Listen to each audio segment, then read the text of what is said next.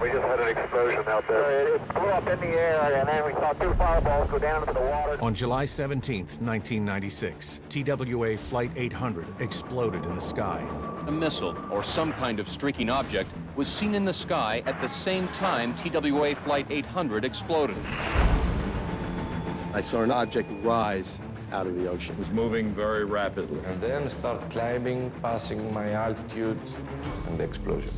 And the very next day, the FBI came to talk to me and said, "You did not see that. You saw nothing." The TWA Flight 800 in-flight breakup was initiated by a fuel air explosion in the center wing tank. We didn't find any part of the airplane that indicated a mechanical failure. The explosive forces came from outside the airplane, not the center fuel tank. The FBI did all the interviewing of eyewitnesses. No witness was ever allowed to testify. For that kind of cover-up to be tolerated, it makes me fighting mad. TWA Flight 800, an Epix original documentary.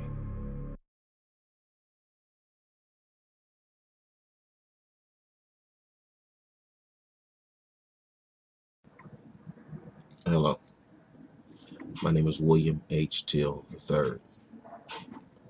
I'm doing this video to share with others my knowledge of what happened to TWA 800 from inside the skin of the ship. On July 17, 1996, I was on board the USS Carr, FFG 52, home port out of Norfolk, Virginia.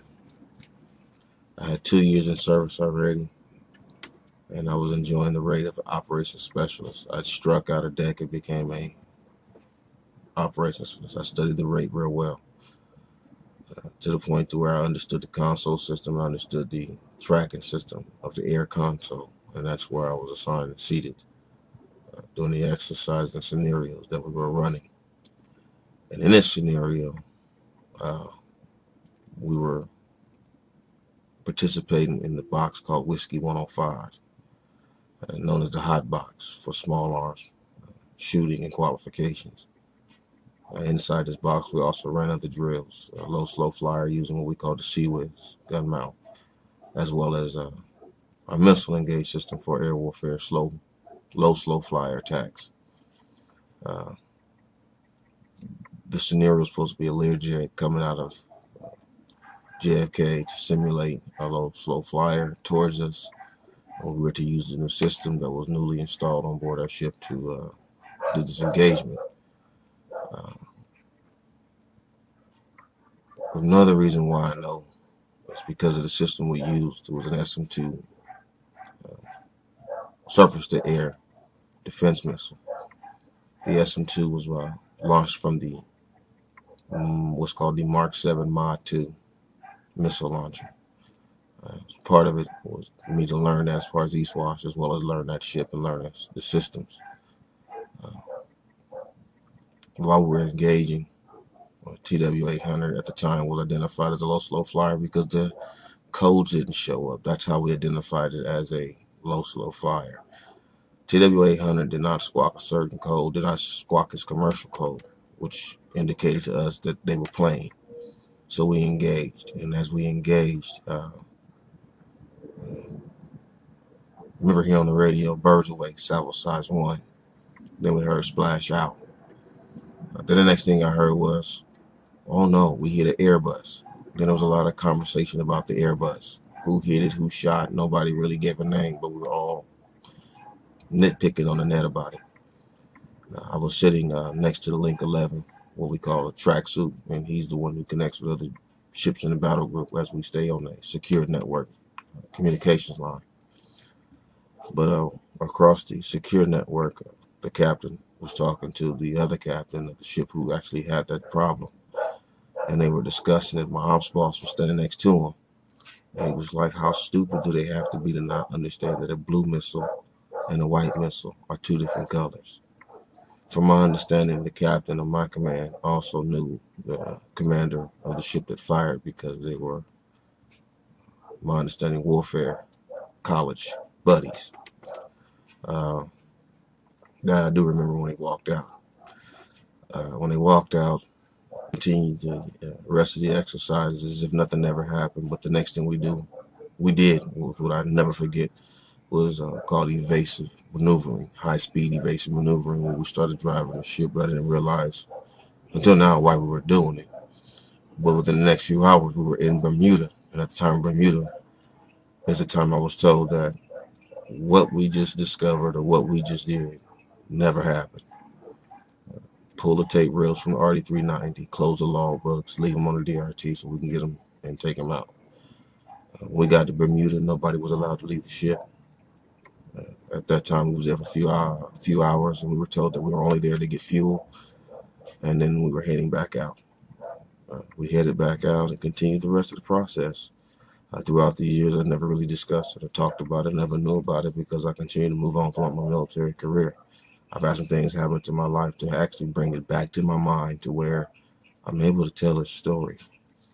To be fearful brought me to not religion, but to God and understanding Christ and about forgiveness and love. And this is one thing that's bothering on my heart, is that I've asked God for forgiveness for all the things that I've done. But this is one thing that's hurting my heart because 230 souls died and nobody's telling the truth. The truth needs to be set free so those souls can be, so we can continue to love one another in this world as Christ has always taught us. With that,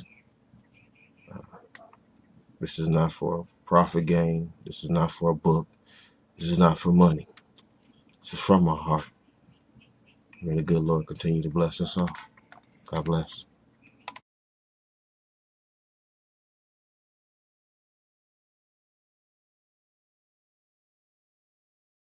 This is terrible. This is one of the worst catastrophes in the world. And in this air attack, we were trying out this new SPY-1 Alpha radar as well as our new SPS-49 type radar. The scenario drill was the aircraft was supposed to be tailed behind another plane, a military plane. I was told about a 1,000-foot chain that this drone would be trailed behind. We're supposed to lock it up and send the information on the ship, and they're supposed to engage. This is what we call not really a crossfire, but where I can track it and you can shoot it. This is the simulation between SPY-1 Alpha.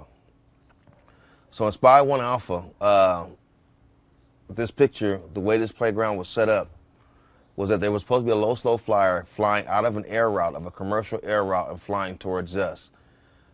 My observation from the air side was to watch this guy do what's called rules of engagement. He's supposed to query this plane at a certain distance, and as the plane continues to get closer, we continue more queries, and that's when the target is locked up. Once the target is locked up, we send the information, which is across the link coordination, to other ships, and that other ship can fire. So basically it would be like if you was flying towards my ship, you don't know my other ship over here would be able to fire on you, and you would never see the missile coming from us. That was our deterrent for this drill. What was supposed to happen was this plane was supposed to fly in the air route and turn towards us and begin the query. And I believe in this event when TWA was taken down, I believe we jumped the gun. When I say jump the gun, we had a track on the contact that came out that fit the profile that we were given of the experience. That plane did just that. TWA did just exactly what it was supposed to do as far as the drill. Was it intended for them to do that? I don't know. But once we locked the plane up, here's exactly what happened from inside the ship. The track supervisor got the report from the other track supervisor of the ship that fired that we had the contact locked. Contact track number, I don't remember what track number it was. We all repeat the track number before we fire. The track numbers is how we indicate and confirm that everyone has the same picture of the same contact. So we gave the track number, cross track number, I forgot what it was. It might be 000, positive ID, standby, salvo size, birds away. Birds away was an indication, let us know we fired missiles. But what I heard in that conversation was birds away, salvo size 2. That indicates 2 missiles. So when we heard that, we stand by for BDA. BDA stands for Battle Damage Assessment. As I'm listening to the link coordination, about 4 or 5 minutes goes by, and then I can sit here, splash. That means that it's a hit. Then all somebody say, wait a minute, whoa. Whoa, whoa, whoa, that's not a splash. We hit an Airbus. And I'm asking the guy next to me, what's an Airbus? this was the part where it got kind of quiet for a second.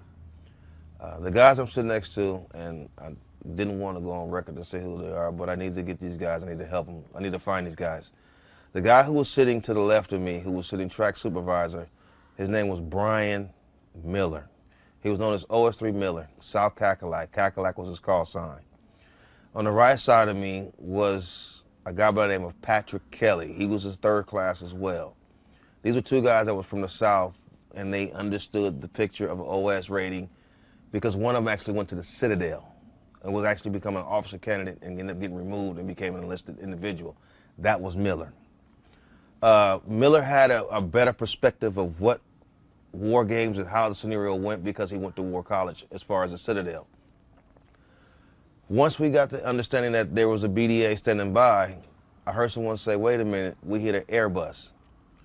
And I didn't know what an Airbus was. I'm asking the guy, what's an Airbus? He's like, that's a commercial aircraft. That's a private plane. That's a commercial airplane. That's like somebody flying from here to Europe. I mean, that's somebody flying. I'm like, wait a minute, we hit an airplane? And I can hear on the net, we weren't supposed to fire. There's conversation of, oh, you idiots, who's the dummies that did this? We're about to be in a lot of trouble. And then all of a sudden, you heard somebody on the radio get on the headset and say, radio silent. That means cut the communication. I mean, you stop talking. Once we stopped talking, I watched these two guys, individuals, Miller and Kelly, look at each other and go, man, this is big. And I'm looking around like, what's going on? And then I watched the captain come in as I hear the phone behind me, the red box go off, and there was, I can't remember again, that ship that called us. All I heard was, Carr, this is so-and-so, come in, over. This is Carr. Carr, we need to speak to the CO. So our CO, who's at the time was Captain Wray, he came in the CIC, he picks the phone up, and he's got this little disgusted look on his face like, why are you calling me? He gets on the phone, he's talking to him, and I can hear him on the phone after he gets done to transmission, because no longer is a speaker on once he puts the phone to his ear. He put the phone down, he said, these got to be the most dumbest idiots I've ever seen in my life. How do you accidentally fire a missile? You don't know the color of the missiles? One is blue and one is white. Blue means training, white means live. You got to be stupid to put a white one on the rail. So he gets back on the phone, he's yelling at them, they're going off, they're going back and forth to communications, he's asking them, how did you do this? They didn't want to talk no more on the net, and the captain was like, you know what, I'll call you. So he hangs the phone up, and our operations boss, who's actually a funny guy, walks on and goes, bunch of idiots, who's the dummy that did this? And they end up going to what's called Radio Central. Radio Central was another secure space where only if you had no access, you can go in. So they're on the phone having conversations about it, and next thing you know, my chief and my ops boss comes back in the CIC and says, oh, drill's over. We got to do some maneuvering drills or something. We're going to do something else, and we're going to make a move. So let's start securing for C, because we're going to be making some high-speed evasive moves, and we need to get ready for this. So we started tying monitors down, tying the ship down, and then the next thing you know, we passed the tactical command. We were in charge of the battle at the time. We passed the tactical command that we were going to start conducting what's called high-speed evasive maneuvering, zigzag plan. This is just in case you ran from a torpedo or ran from a sub. You had a certain maneuvering that you can use at top speed to where we call it a zigzag. You would turn 30 degrees here, 30 degrees there, 40 degrees here at a high rate of speed. I didn't know what was going on at the same time, but while we did this evasive maneuver, it was just quiet. Everything changed, everything shifted. We started running fire drills where there was fire on the ship, guys were running around the ship. I mean, this is what we do during the battle stations drill, just in case of fire in the Ox 1 or Ox 2, fire in the gallery. I mean, it's just simulated fires all throughout the ship to keep people busy during this general quarter station while we zigzagging. This is terrible. This is one of the worst catastrophes in the world.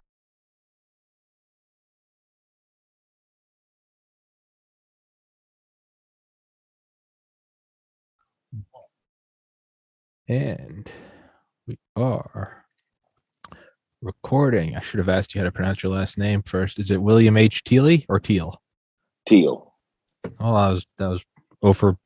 I had a 50-50 and I got it wrong. For all future listeners, today is Friday, July 22nd, 2022 at 2:25 p.m. Eastern time, episode 866. And you, my friend, were directly involved with or whistleblower for or are somehow adjacent to TWA Flight 800. And there's very little I do know about it.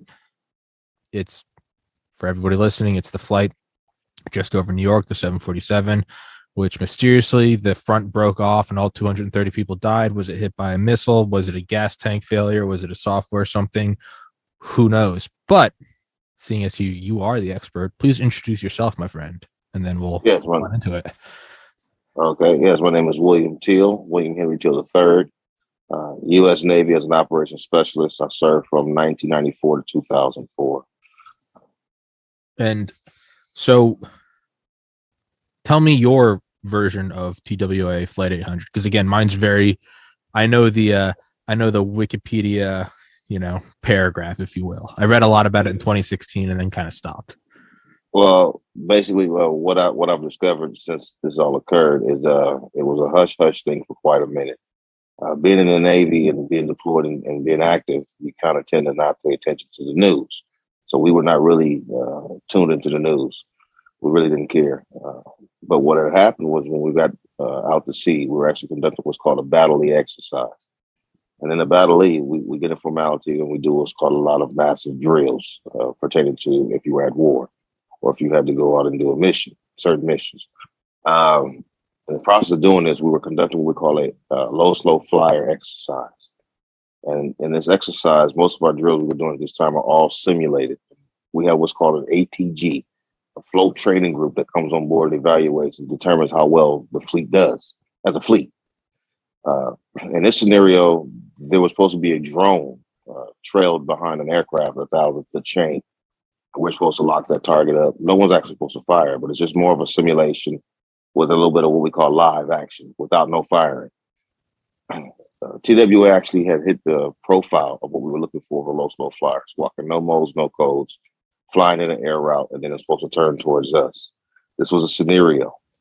In the process of doing this, I watched and observed it, and then at the same time, I also heard on the radio that we hit an Airbus. An Airbus is what we call a commercial aircraft. Like I said, I was young, I was active, and I was really busy in the Navy as far as trying to learn and progress, because I didn't like the job I had as a deck seaman. I didn't like chip painting and grinding. So basically, it's like somebody going and say, okay, I'm working at a professional school and you got me here as a janitor, but I want to be a professor. That's kind of how I felt. Yeah. So I wanted to learn a lot and I wanted to get into the job to where they couldn't tell me no. That was the concept. Don't allow you to tell you no. So learn as much as you can. So as I was watching and learning what was going on, we were talking on what we call link coordination. I later began in the Navy. I later, I'm not going to say perfected it, but gained enough knowledge to where I was able to sit as a watch supervisor and become the same person who was sitting in the same seat when this happened.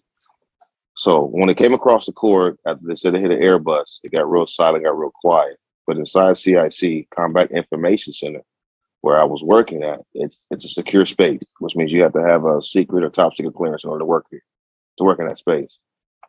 At the time, I was striking deck division, so I didn't have an actual secret clearance. I had what's called an intern, which means I was going through the investigation background check to gain that clearance, but I had authorization to be in the space.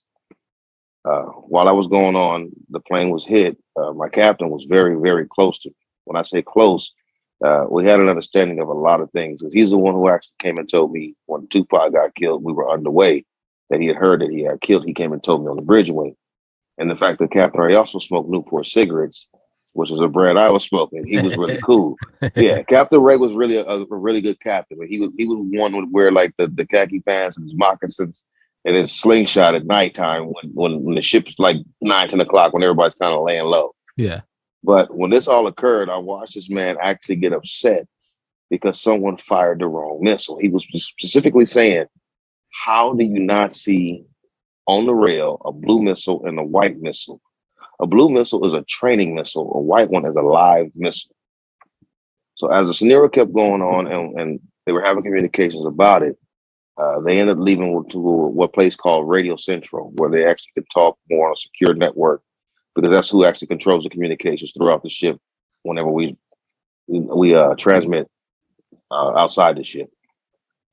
But it was ironic when we got to Bermuda that I just discovered this why it was so strange, is that we were steering magnetic towards Bermuda. And the process of that was training of learning how to use the magnetic compass and not use the gadgets. So they turned all the gadgets off. Okay. And someone was telling me now that there's a reason why y'all turned your gadgets off. Yeah. So your location don't be given. Yeah. And I was like, well, it's kind of strange. It kind of coincides to when I got to Bermuda, they told me basically this never happened. And it's to stay on board inside CIC. It don't leave CIC. And it never happened. And once we were all communicating together, we were sitting there, and that's when I realized, like, wait a minute, something's not right. And they told us all to go down to the berthing in Bermuda. No one's leaving the ship. This is a quick stop for fuel. People coming to get some things from us, and then they're leaving. And then as everyone was leaving combat, my OS1 told me to collect all the logbooks. He said, I need you to collect all the logbooks, tape them up, put your initials on them, put them in this box, grab the tape reel for the RD390, and put that inside this box so we can actually get that handed over to them. They came and got the items, and then when I saw everyone was leaving, get ready to get back underway, I went back to combat, and my OS1 was sitting there, and he was telling me, he was like, hey, let me tell you something. You can't say one word about what has happened, or the government will screw your life up by your social security number. And I was kind of nervous, so for a while I never said too much at all. But as things progressed in my life, something happened where I was like, wait a minute, I had to think back. And the nightmare was haunting me of hearing that if you ever say anything, your life will be ruined by your social security number. And then I started remembering playing back what was happening and how it was going on. And I started looking for these individuals that I was sitting between. And I couldn't find them. I couldn't locate them. And then I ended up contacting a guy by the name of Ray Lara. Ray Lara is a retired United Airlines pilot, and became a good close friend of me afterwards after we had communications. And he introduced me to a guy by the name of Jack Cascio. Jack was actually writing a book on what was called TWA 800, to cover up conspiracy behind it. And I kind of helped him with a few pages because as we communicated, there was information I shared with him that, like I said, that I couldn't make up. To know he's in the what we call Whiskey 105 box. The Whiskey 105 box is a live firing box. We only fire small arms, not missiles. And I found it to be strange that a missile actually left the rail. And Jack and I kind of collaborated together. I helped him out, and then he kept me out of the book bank for security reasons. But I was still scared that by me saying something, that this can happen. And so I just didn't really speak. But what caused me to come to the front table was a guy by the name of Dave Getke. Dave Getke is a father of one of the children that was on the plane. I made contact with him. I don't remember how, but we ended up communicating. And as he continued to tell me how much he loved his son, the more I continued to come out, the more I continued to say things. And I made a YouTube video 7 years ago, and it was like no one really paid attention. Everybody figured, okay, well, why are you coming out now? Why are you talking now? It's the truth. And when you finally realize what the truth is and not be afraid is the reason why I came out. But that plane was an accident as far as using a new Aegis, what we call an Aegis SPY-1 Alpha radar. Mm-hmm. It was one of the first frigates to actually use this type of technology. At the same time, we also got the Harpoon Squid-1 Alpha on board. So this is why it was major to me to recognize what was going on, because I was hungry for it. Yeah. I was hungry for the job. I loved what they were doing. To me, they had the best job in the Navy. Fuck yeah. It was important. Yeah. I mean, these guys were basically telling the ship which way to turn, which way to go, how to make a move. And then, like I said, the biggest part was the mail. I mean, to know these guys controlled the mail. When the helo was coming in, they could tell you how much mail was coming on board or who was getting what. Basically, they had the construction to where you would never be surprised these guys were the brains of the ship. Basically, yeah. That's why I wanted this job. But as far as the W800 goes, it was compelling because after we got back from this workups, we pulled in, and a couple of OSs that were involved in this actually went to a school and went to training. But then when one guy came back from the training, he was joking about having to use baby keys now. He kept saying, now we got to use baby keys and not real keys because some idiot put the key in and actually fired. And it was ironic. I was like, well, okay, well, but that was a joke not made outside the skin of the ship. It was only jokes we made inside CIC pertaining to somebody being dumb and actually doing this. And then we went on deployment after that, and it was kind of, we had a little ship party in Sigonella, Sicily. The captain felt like we deserved it, so he basically locked the club up to where it was just the ship itself, and we had a little personal party. I mean, I said that's how cool the captain was. Fuck yeah. So I mean, it was dramatic to how everything evolved. And I never reeked back at it when I came back. I did search and rescue. I ended up teaching boot camp. I went to another ship on the West Coast, and it never posed in my brain. It never came back up. So it was a shocker to me that we actually did that and actually could lie about it. That was a crazy part. So, well, something as just, I mean, literally like loud and noisy, and you can't miss it. Were you on the ship that the missile was fired from, or were you in the immediate vicinity? Okay. I was in the immediate vicinity. The other ship that we were actually using was what we call Link 11. Link 11 allows us to see what we call a grid. It's almost like playing a video game. Sure. If you're playing Call of Duty, everybody sees the same screen, see the same contact, and shoot the same guy. That's what we were doing in this picture. Okay. So we were able to track this contact. The way this drill was, we track it, identify it. Using SPY-1 everything we had, we could kick the information over to the other ship, and they take that information and use that to engage the contact. And that's exactly what they did. And that's how come it became an accident.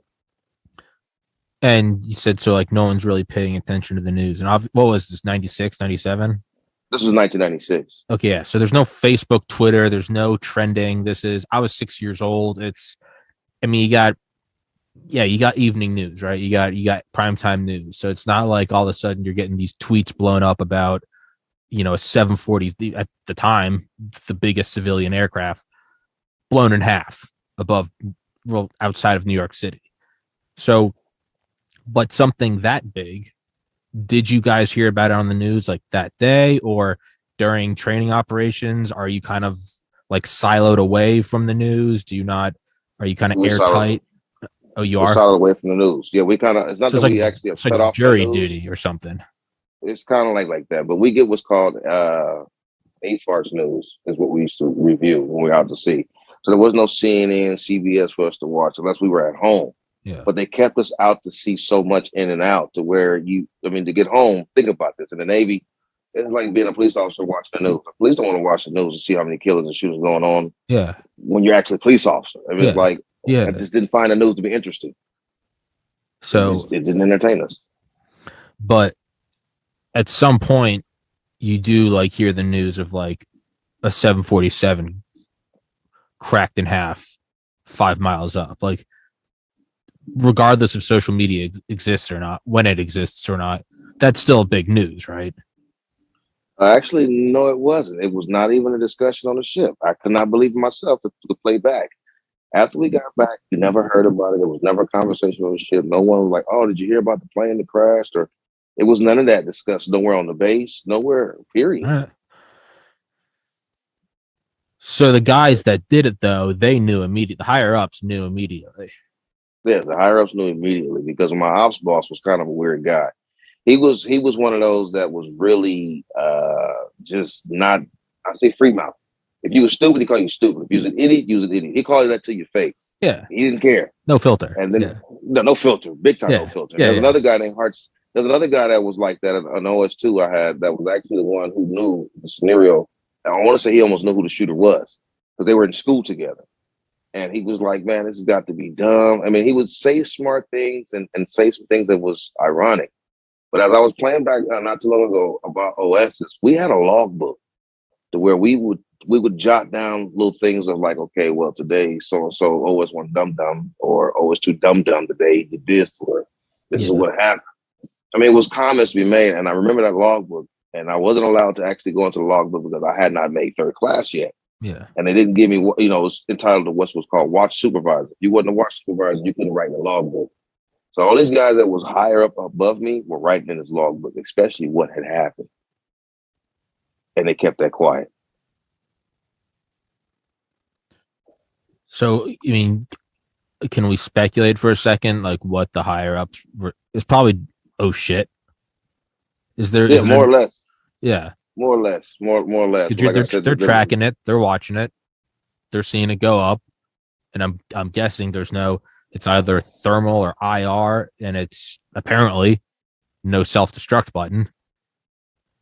We can see it on the radar. We can see the radar picture as it's going across. Yeah. The missile goes. So they can see that. But one of the biggest questions was, why did you fire? No one was supposed to fire. It's a simulation. Yeah. I guess for me, that's not, I mean, you could go into a whole conspiracy as, you know, do they want to see how good the missile works in real time? Do they want to, you know, was it a targeted assassination against someone? I guess to me, I'm more open to the idea that it was just a dipshit who did the wrong thing. If it really did come down to turning one key versus another, I guess I'm looking at it from a different way is once it's up and it's going up and there are the few that see it going at a 747, there's no way to, I'm actually asking, there's no way to turn that missile off, like an air or ground to air or air to ground or air to air. Like you can't really turn them off. They're kind of fire and forget. Is that correct? I mean, I know like some, I really don't know. Yeah, I know like some. See, I'm not a missile expert. Like some missiles, like you could like, you know, they say you could target like during like Desert Storm. They said you could actually like target them down and stuff. But even that, yeah. And that's kind of what my captain had told me when he was like, well, don't you know we can detonate missiles before they impact or before they fire? So we weren't out there because I made contact with my captain. Yeah. Within the last 5 years. And he actually passed away a couple of years ago of cancer. And I found it strange that when I made contact with him and talked to him about it, he was like, oh, don't worry about it. The Navy already made it clear we wasn't there. Don't let it bother you. And I was like, the cabinet's on my head real heavy because I remember how you responded. I can remember that. And he's like, well, don't pay no attention. Come on out here to Henderson, pay me a visit, and we'll chit-chat. And he ended up passing before I can get there. I moved to Henderson, but he was already passed by the time I got there. Of cancer. And they had his memorial service in Arlington.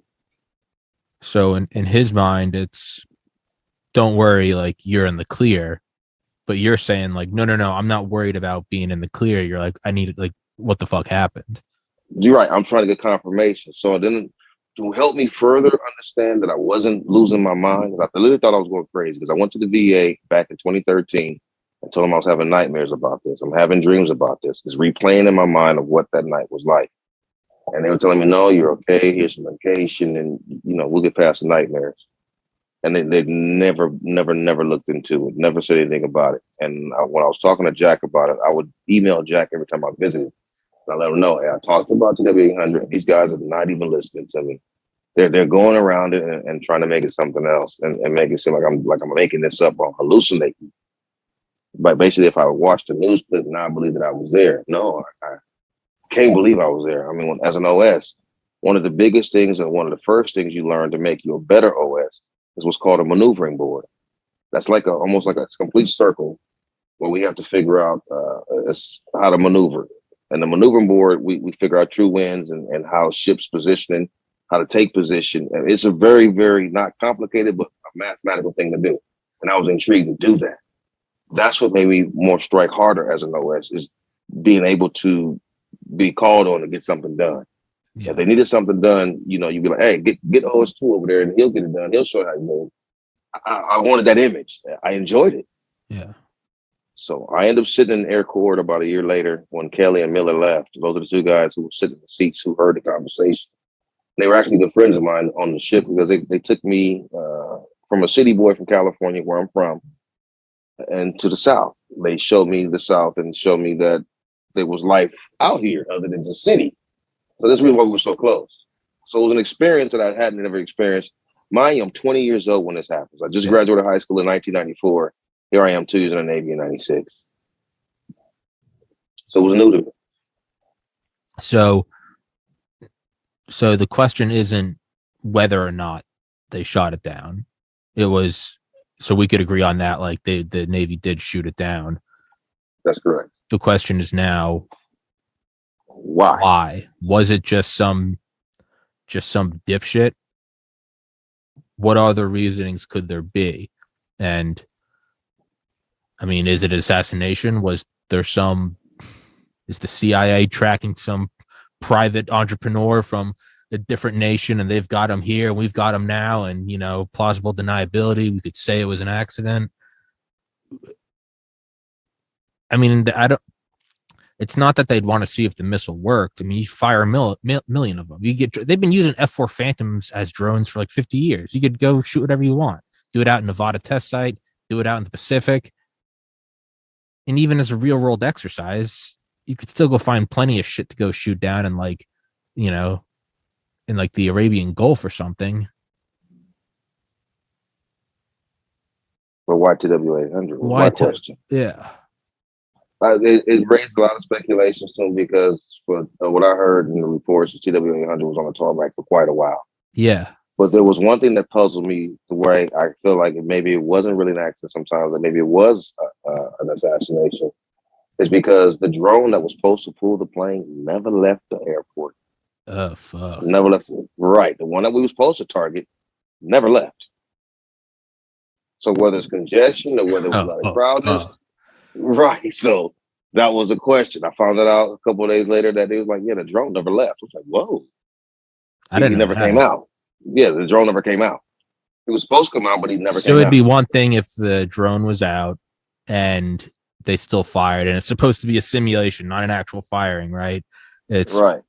Even Commander Fravor, that fighter pilot that was on Joe Rogan talking about the UFO off the Nimitz in 2004. He talks about how they have like the fake missiles on the plane because it's for training. He says it's like a big blue thing. It's got a padlock on it. He's like, you can't. He's like, it's a hunk of metal. It's got kinetic energy if you crash your plane, but there's no fuel. There's nothing in it. It is as much as a missile as a crowbar is. It just it looks like it is a representation of it. Like, this is a gun. Like, okay, sure, this is a gun. There's no way it can accidentally fire because it's my hand.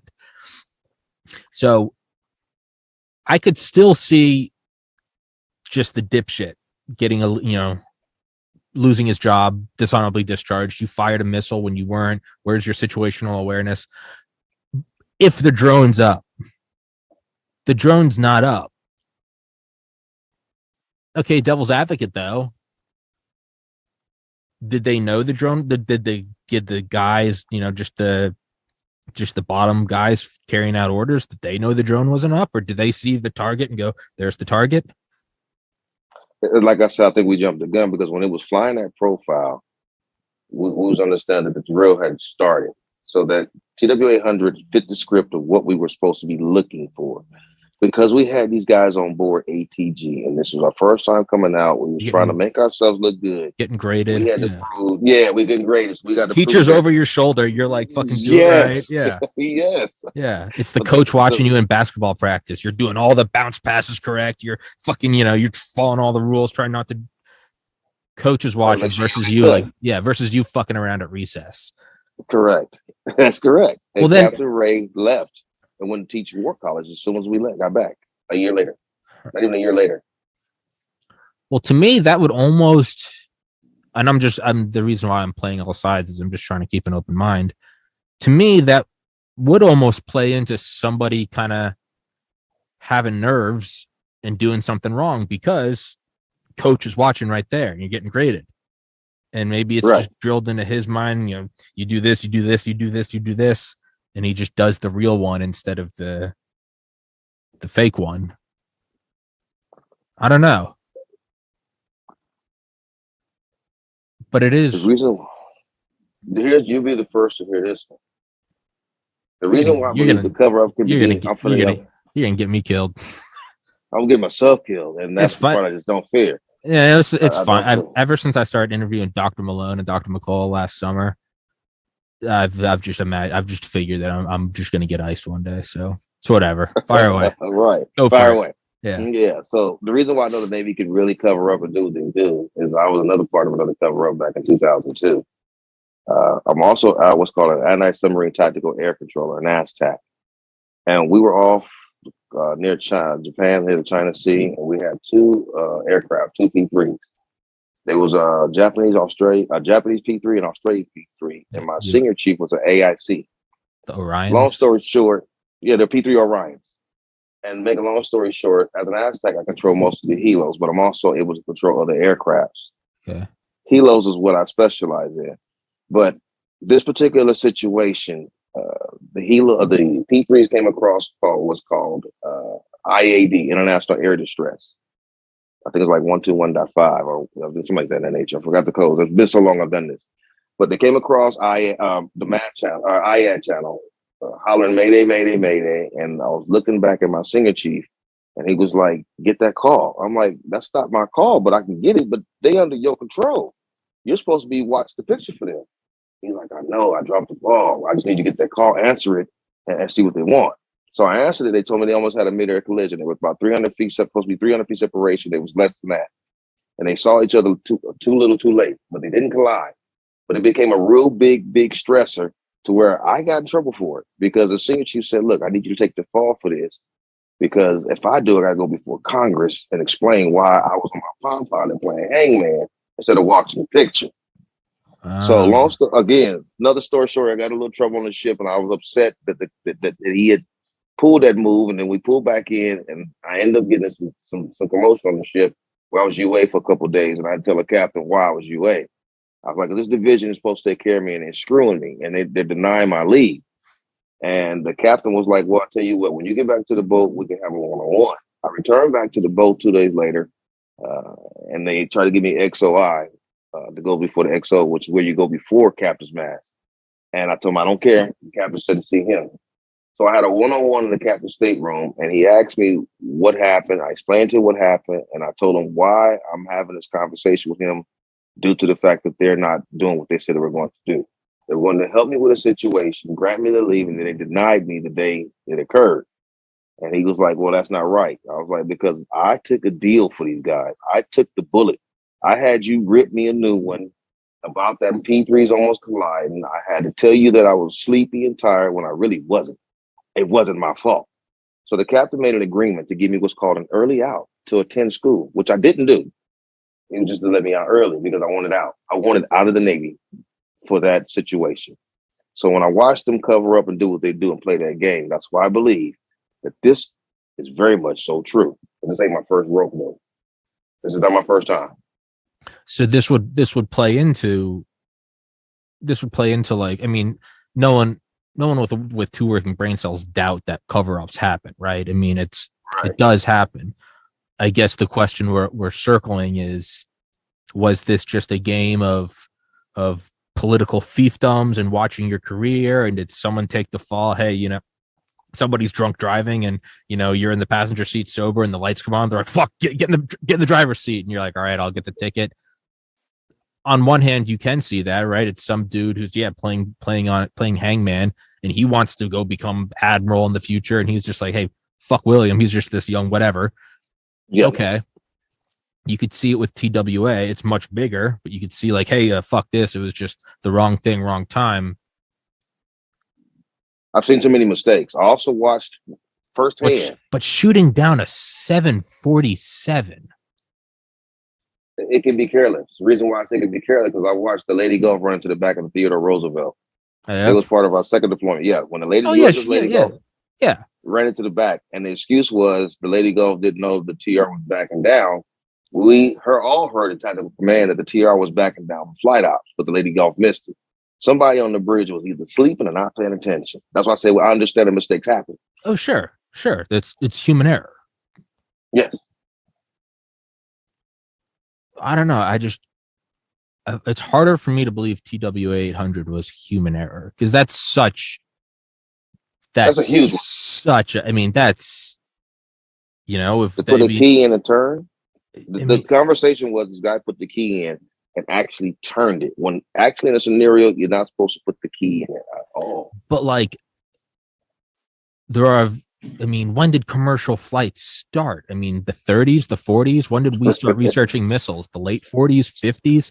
There have been missiles all over the not just ICBMs, the Exocets and Harpoons and Sparrows. And we've had missiles since Eisenhower was president, up and down the coast. You got Coast Guard, you got fucking whatever, you got on land, you got the National Guard, you got NORAD, there are so many like loaded guns all the time.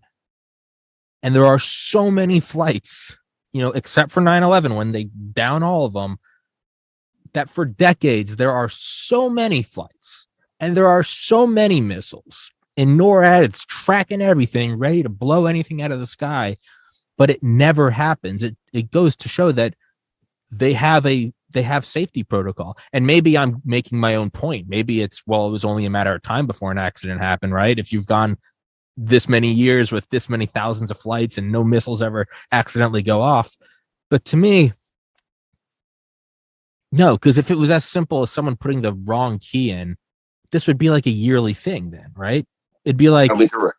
Like mistakes. I think like a month ago, like another like V-22 Osprey crashed or something out in California, killed 5 Marines.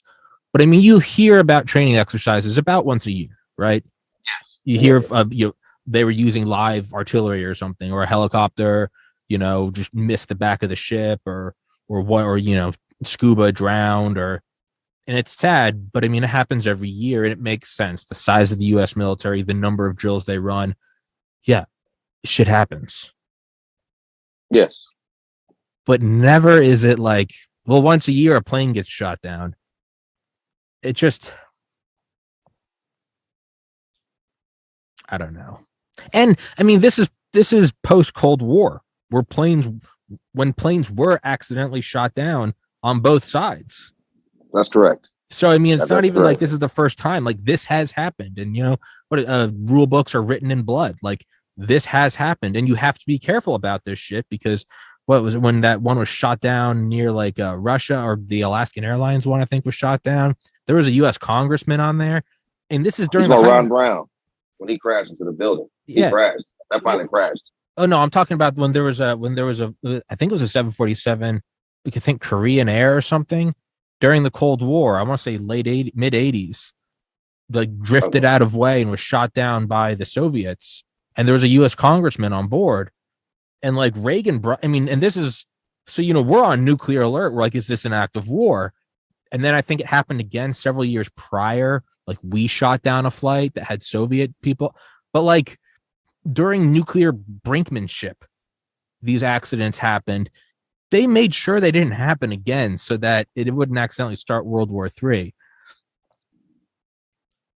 And you're outside of New York, where you've got JFK, LaGuardia, no, Long Island, yeah, Newark, whatever, all the airport. Like, this shit's going on all the time, and you're looking for something low and slow. In other than Los Angeles, other than Los Angeles, Atlanta, and Chicago, probably the busiest airspace in the United States.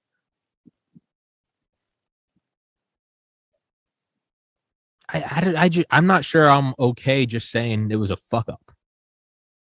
Most people are saying that. They're saying it's a lot more to it. And I've been watching a couple of videos. I even did a little digging myself, because I found it strange that the Clinton Foundation was founded right after that. They had a cure for HIV. Someone told me that's the cure for HIV. The person that was from France was on that plane. There's a lot of speculation. Oh, you can go all the way. Well, I mean, the bank. I mean, who were the several bankers that died on Titanic? They were all the bankers that were opposed to the Federal Reserve. Wow. That's not bullshit, though. Who was it? John Jacob Astor. Was he on it? Yeah. And it was what? This was April 15th, 1912. Yeah. What happens in 1913? Except the Federal Reserve. Like, this shit does happen. I mean, right after Epstein died, didn't his plastic surgeon died like a month later in a plane crash because they used the wrong jet fuel? I mean, suck my dick. Like, you fuck off. Like, there's something wrong with this, and that's what I looked at it. If they did shoot it down by accident, you're hanging that guy out to dry. You're having the Secretary of the Navy come grab that motherfucker by the neck, and you hold him out at the White House and go, "This man's responsible for 230 deaths, not the Navy." You throw him in fucking ADX Florence, like, you don't hush it up. The saddest part is, as I discovered more of it, and like I said, I came in contact with the father, was that there were 16 children on board. And what makes me think about it most is, what if that was my son on the plane? What if my kids on the plane? I wouldn't want nobody to lie to me and tell me that the fuel tank is the reason why my kid died. Yeah, the fuel. You guys really made a mistake. Yeah, the fuel spur. Yeah, I just found it strange. Not only that, it was like the worst way to die. The very front, like 10% of the plane breaks off, And aside from the rapid decompression, there are people sitting there in their seats where all of a sudden they're looking out at a night sky 5 miles above the ocean. Their final moments was like the worst nightmare you have, where you wake up. Like that was their final moments before they were either knocked out from decompression or killed a couple minutes later when it hit the water. That's what scared me. It's not even like a.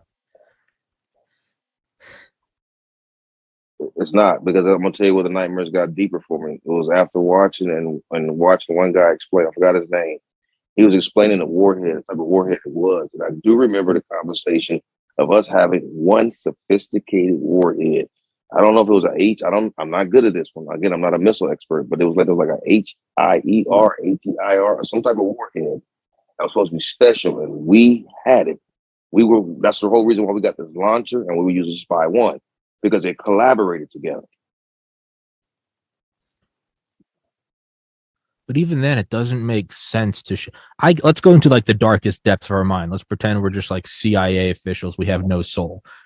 Okay, yeah, let's see if this thing works. Let's shoot it at a real plane. You're not doing it over the United States. You're gonna accidentally shoot down something from Saudi Arabia or some bullshit country that's not gonna be able to fight us, like Sweden, right? You go, oh, it's a training accident, whatever. You're not doing it off the coast of New York. That doesn't. Yeah, that doesn't. You're doing it in like a multinational training exercise, and if anything, you'd maybe shoot down like another military plane, call it a training accident. But shooting down a 747 full of international citizens, where's it going? France or Rome or whatever the fuck? It was on its way to Paris. Yeah. Its final destination was going to be France. Or was it? I forgot what the final destination. I think it was France. I forgot what the final destination was. But that particular flight was en route to Paris. And the one thing that kind of puzzled me most about this plane, and as far as an accident go, when I was talking to my captain about it, he was saying that, we don't fire missiles nowhere near the United States as far as land. We fire off the coast. But we go to Puerto Rico. Yeah. And I'm like, I know this. And I'm trying to figure out why did we even do this in this area? And I'm like, simulation, the keys, the problem. Because after this happened a year later, I ended up being in the exact same seat that I was training under. And I learned it to the point where I became one of the youngest hot air defense coordinators that ATG looked at, was like, this guy's pretty good. Like, yeah, it's pretty hot. Well, that's because I watched and witnessed what happened with TWA 800 where there hadn't been an accident. But the guys that taught me a whole lot to the training to where I became that air guy. I was known as the air guy.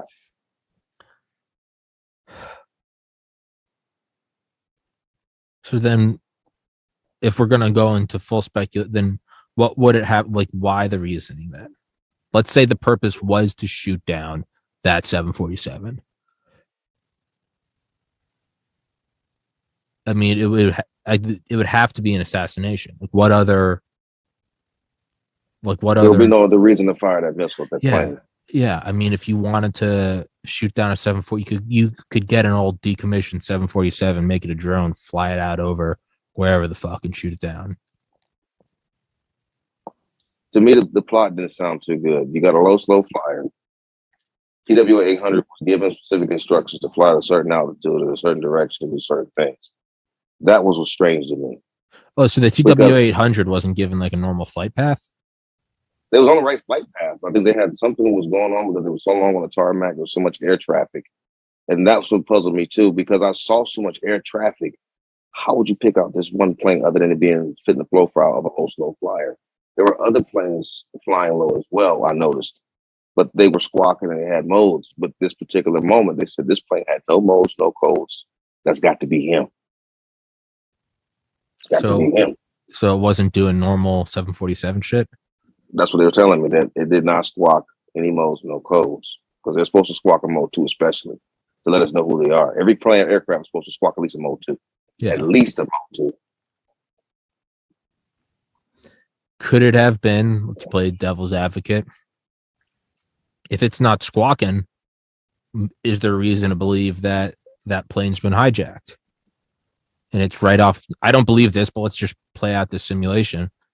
Is there reason to believe that 747's hijacked you're close to New York City. Granted, this is 5 years before 9/11, but do they blow it out of the fucking sky? Does the CIA come on board and say, we have intel that this is happening right now on this plane? You know, it's national security. Blow it out of the fucking sky. We'll cover it up. That could be possible.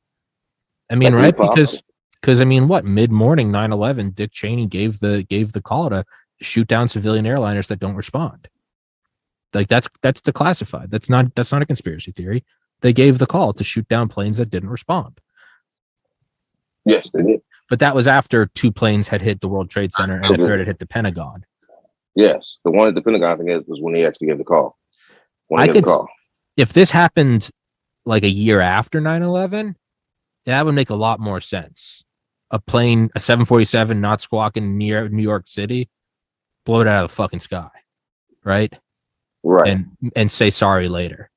And I bet most of America probably wouldn't care. They'd probably go, hey, fuck around and find out. This is right. Yeah, exactly. We don't play around. You got that post. You just got us. You gonna get it too. Yeah. Fuck off. But pre 9/11, and it's post Desert Storm, so you're not even trying to false flag it to get us into a war. Because if you wanted to false flag it, you would wait for it to be off the coast of another country, right? Near Iran, near fucking Saudi Arabia, near Dubai, South China Sea. You'd have the system, you know, you'd have some black ops shit. You put it on like a trawler or something and go shoot it. But you're not gonna false flag a plane right off the coast of the U.S. during a Navy exercise. I mean, what was there an embedded mole in the Navy and who's been biding his time to shoot down, you know, finally get high enough into the system that he has access to missiles? So like the false flag scenario doesn't even make sense, because like it'd be one thing if it was a plane painted red, white, and blue carrying the Olympic team and it was shot down right over Iran. I mean, that's propaganda all day long, baby, right? You can justify a war. But shooting it down off the coast of New York during a Navy exercise? What's the angle? The strange part is they said 96 was a very busy year for former President Bill Clinton at the time. Yeah. Because he had a lot going on with the Monica Lewinsky scandal. I even heard the story about the Atlantic bombing. I didn't even, that's how bad the news I didn't know. Yeah. I didn't even know that there was a bombing at the Olympics in Atlanta. I didn't even know the Olympics was in Atlanta. Yeah. I mean, I was when did we go into like Serbia and like Kosovo? When was that? Slobodan Milosevic. Was that around the same time? I believe so. I'll have to look into that one though, because I don't remember that one. Like I said, my brain has been swamped on what I did so bad in the Navy that I did not even know what new foods or what new car was out. Yeah. Well, I was a kid, so I don't remember any of it. But I'm just looking back. I mean, when was? Fuck's my phone. Let's look that up, right? Because there was, I mean, you could say some weird stuff, right? That F-117 Nighthawk was shot down over Serbia. Do you remember that? Like supposedly the invisible plane gets shot down over Serbia. The stealth plane. Yeah, the stealth plane. That's what I heard. It's like our big bad new weapon from Area 51 just got iced by a bunch of guys in like, you know, like Adidas. And then we accidentally bombed the Chinese embassy because it was thought that the parts of the F-117 were sold to the Chinese. So I mean, there's some iffy. Let's look up F-117 shoot down. F-117 shoot down. F-17. No, that's 99. 99 nails after. March 27th, 1999, during the NATO bombing of Yugoslavia. Yeah, it was shot down, which was either just a lucky shot or whatever.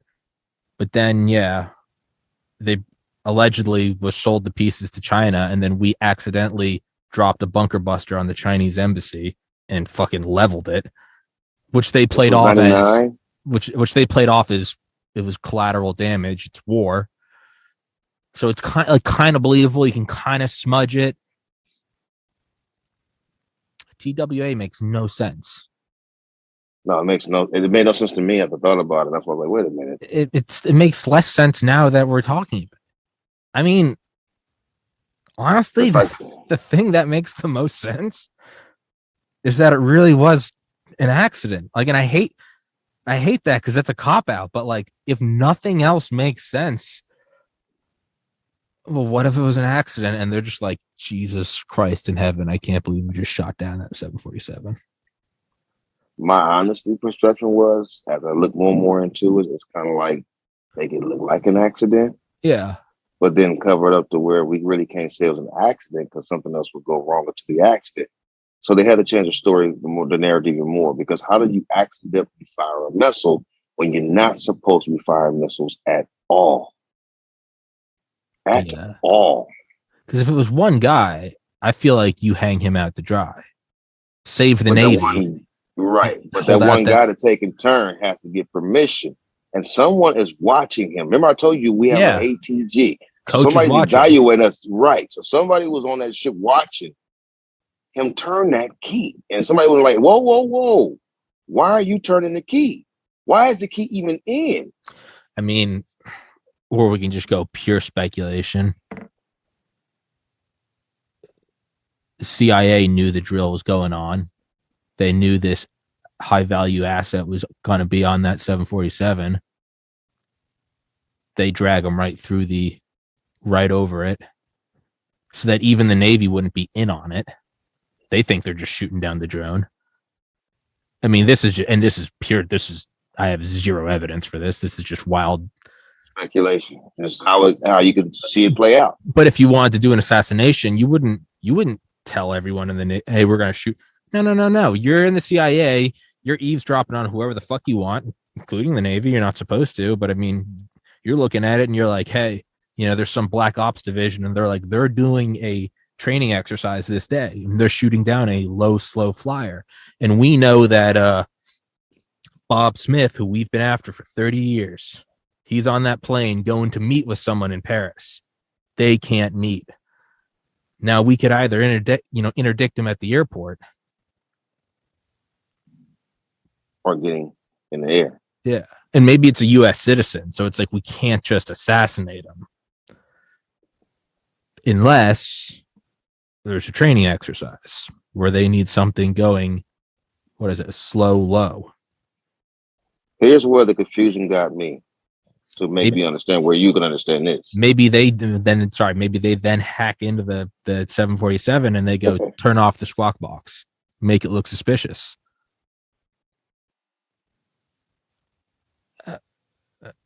I don't know. Sorry, what were you going to say? This is where the puzzle piece begins for me. All right. The NTSB takes over all air crashes. Uh-huh. FBI took over this one. Oh, fuck. CIA gives you illustration. Oh, no. CIA gives you illustration. They made up the animation. That was the official animation. There you go. Right. CIA was like, listen.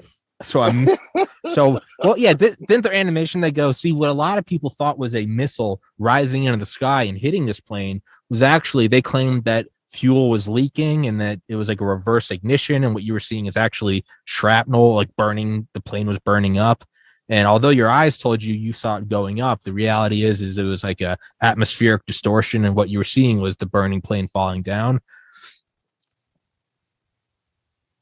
Why the fuck did the CIA? Now you understand why I said one of NTSB is supposed to take over the whole plane crash. They do all plane crashes. I've never seen the CIA do a illustration of a Cessna that hit the ground.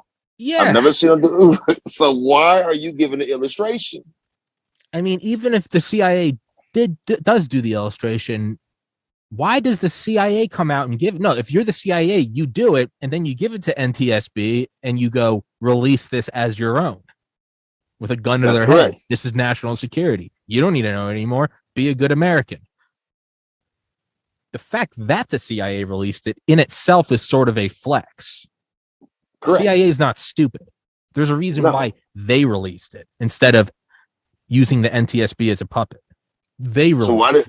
So how does the FBI take over investigation, but then the CIA gives the intel information? I thought the FBI worked on their own. FBI does domestic. CIA isn't supposed to, but I mean, come on now. Again, it's too many puzzle pieces. Yeah, who the fuck believes that? So we played that game when I was a kid. You know, everybody put the tennis shoes in and bubble gum in a dish. Yeah. They all hopped in a dish. Man, it's like, do you know what the Finders are? The Finders cult? The Finders cult was some fucked up shit from like the 70s, I think. No, I never heard about that one. Look up that, and this is not this is real. You can find State Department documents. It was this weird like cult out in the woods somewhere where these creepy shit, you know, they found all these like images, they found all these like old film of like, it was like a pedophile cult, and they would make these kids like, they would make them like slaughter goats, and they'd like make them play with the blood. It's some really dark, depraved shit. Whoa. And that the thing is like, that's not even that unbelievable. You just kind of assume there's like depraved pedophiles out there. The weird thing is that not DHS, because DHS was formed after 9/11, so this was way before that.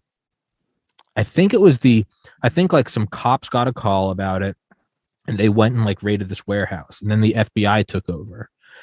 And they said it looked like the place had been abandoned like that morning, right? There's like still food out and shit.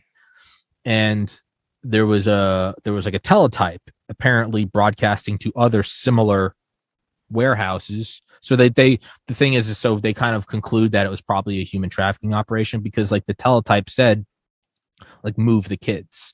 So it's probably like, hey, we were tipped off, the cops are coming here. We're these pedophiles with these kids.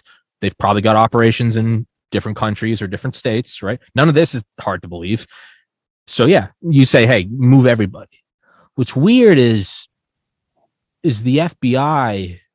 Well, like cops get there and they go, this is way over our head. There's pictures of kids wearing like goat heads and shit. Yeah, so of course you call the FBI. It's really weird though, because then the FBI says they're investigating. You can find State Department documents. This isn't me bullshitting, you know. The CIA steps in and goes, hey, we'll take care of it. This is an internal affair. Wow. So, like, I was reading that story. Yeah, he was a former Air Force Master Sergeant. He's a guy who actually did this by a guy named Marion Petty. Who are you looking at? The Finders cult? Yes, sir. The Finders cult was an intentional. What the fuck does that mean? Found in Washington, D.C. Oh yeah, Air Force Master Sergeant. Jesus Christ. In 1987, blah blah blah. But yeah, there was like weird shit about like, yeah, okay. They said that they were not devil worshippers, blah blah blah. According to Terrell, the recovered photos of naked children showed them with dead goats.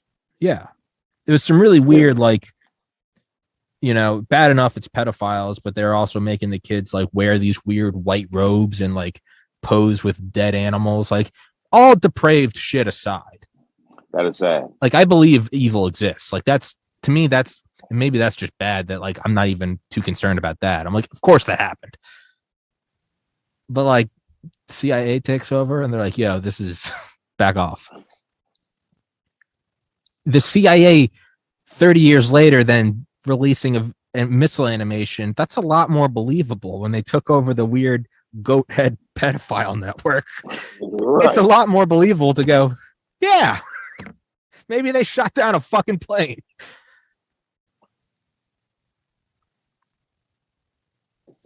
I mean, what a perfect plausible deniability if you're the CIA. Do it during the Navy training exercise, and now the Navy thinks that they actually did it, and they're like, oh my God. And the CIA is like, now the Navy has to deny it. It's like if that guy made you believe that you were in charge of those P3s that day, because he told you to, and so you knew you were taking a fall for him. Imagine if he had somehow tricked you into saying like, hey man, you're taking control today, and then it happened on your watch. You would never say, hey, this guy hung me out to dry, right? You'd never go to the captain. You'd go, this was on me. That's correct. If I'm the CIA, don't inform anybody in the Navy. Have it happen on their watch so they think that they did it. And then we're just fading into the background.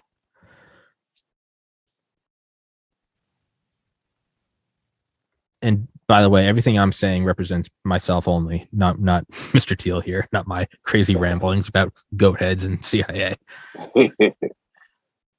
It's just find it strange to go to Bermuda, a base that was closed back in 1994, which is owned by the British, by the way. The UK owns Bermuda. Okay. And no one has records to show that we pulled in 1996. As I tell everyone, when you find out those records of us pulling in, you'll find another ship. What ship? Who fired? Oh, the ship that fired? We both pulled into Bermuda. Oh, fuck. And on the magnetic, using the magnetic compass to steer in. And I remember going to the bridge and asking, wow, why are we not, how are we steering now? It's like, we're doing magnetic compass. We're going to steer by magnetic.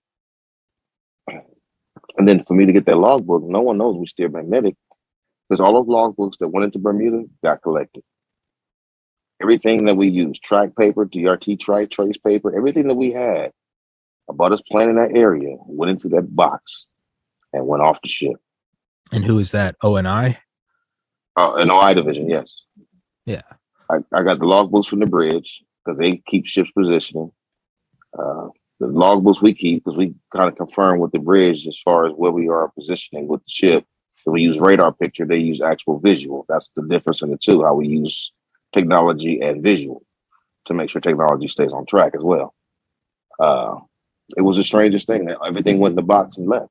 But what tricked me the most was when he told me to put my initials on it, which is the proper way of doing it. Close it up, tape it up, put the date that you close it, and initial it. So whoever's got those books will see my initials, WH.T, with 3 on it. And then they're going to do a check on you every once in a while, keep tabs on you. And your name's going to pop up on Tommy's podcast. And who's this? Here's a trick. Who's this motherfucker? Well, this is the funny part. Ray asked me, and he's like, William, how did you slip through the cracks? Because everyone that was involved, they know who they are. I said, well, when you go into any secure space in the Navy, they have a list of all the individuals that are authorized in that space, right along with those nice, beautiful social security numbers. Mm-hmm. So if my name is not on that list and they took those lists or printed out that list, you won't find me on that list. Because again, I was going through the background check and I only had intern security clearance, not full clearances yet. The strangest thing. That's how I haven't really say it had been discovered, but my name will correspond on those logbooks. If the FBI, the CIA have those books, they're going to see my initials on them. Maybe this was all a drill, including TWA. It was a drill to see. It was a drill to see if you could take down a civilian airliner and successfully hush it up. Let's see how strong our cleanup crew is. That could be very well so. Maybe there's no one on board, but they're running a drill going, one day, what if we do have a target in air that would be very beneficial to go down? Could we cover it up? Could we do it with our own guys and then cover it up? Tell them it's a training exercise. It's always training exercises. I mean, we were doing a training exercise on 9/11 about intercepting planes. Vigilant Guardian. Wow. I didn't know that part. Now, granted, a lot of people talk about the idea of Vigilant Guardian because you can hear read the NORAD transcripts where they're saying, is this real world or simulation? Because they're running a simulation that morning about civilian airliners getting hijacked on the morning of September 11th, 2001. To be fair, though, every September for the last 30 years, they've been running Vigilant Guardian drills. And every year they changed. Sometimes it was about a smuggled nuclear weapon. Sometimes it was about so it wasn't just that they were doing a drill that morning. I'm just playing devil's advocate. There were drills that they did every September. But it's a weird one that on 9/11 you do a drill about planes getting hijacked because no one knew if these were real when NORAD was saying scramble, scramble, scramble. And a lot of the planes that did take off had dummy warheads on them. So they didn't have actual munitions to go intercept.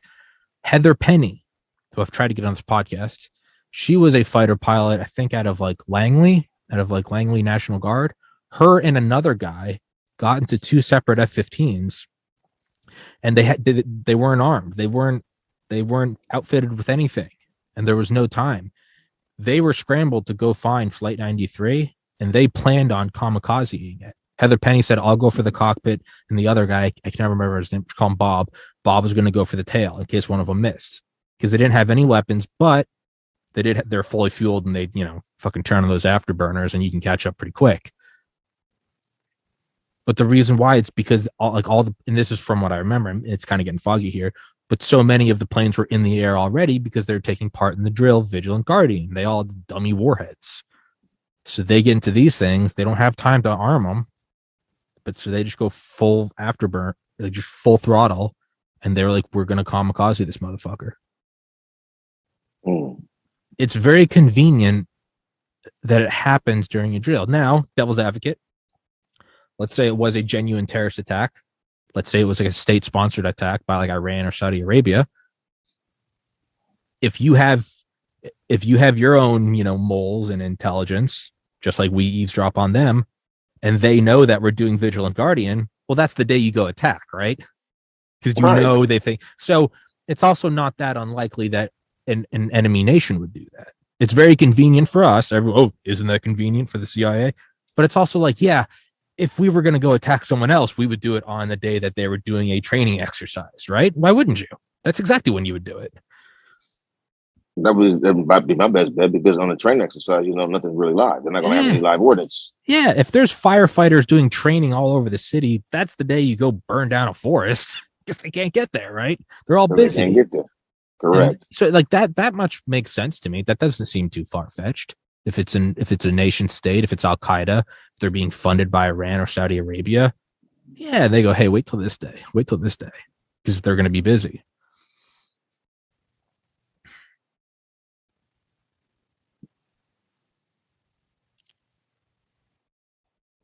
Is there any way that it was another nation state that somehow wanted that plane shot down? That would be the question. Could a China or whoever, are they hey, fuck the US? They jam the 747, so it's not making any noise. They know it's going right over the Navy training exercise, just to give the US a black eye. There was no bigger plan. It wasn't, it was just to give us a black eye and make us look bad.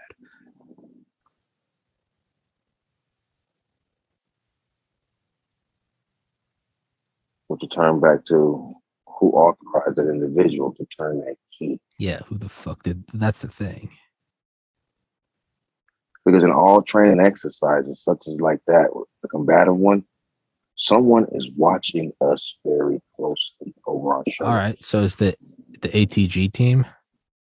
So are they? Were they was that actual CIA? I don't know, because I know that ATG wasn't really harping on us that hard. They were on the other ship because the other ship had that specific SPY-1 dynamics. So it was kind of we had a few on board. There's a few on each ship for this evaluation.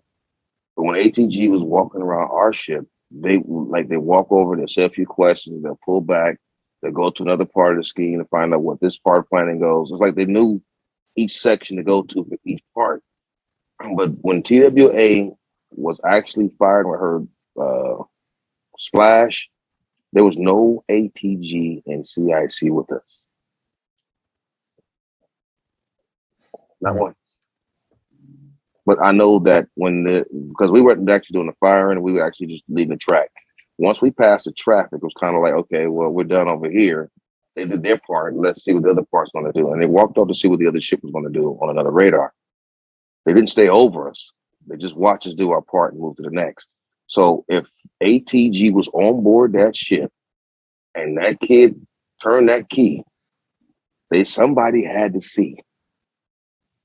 Someone kept asking me, well, William, how can they cover up with the fleet? I mean, you're talking about 250 on your boat. How does not somebody see? It's as simple as this. If we go to what's called battle stations, no one is outside the skin of the ship. So no one's going to see, hear, or know anything. Yeah. Except for those on the bridge. Everybody's inside the skin of the ship. I work in a dark space where I don't even know what outside looks like. I'm serious. I don't know what outside looks like. Believe it. And it was like, once you got everybody running around the boat playing their drills and fighting fires, pretend fires, and having fake crashes and things of that nature on the boat, no one is paying attention because we've been stressed that we got to pass this battle E. Yeah, we got to get this done because we're the best. And it was strange that no one would ever pay attention. No one will pay attention.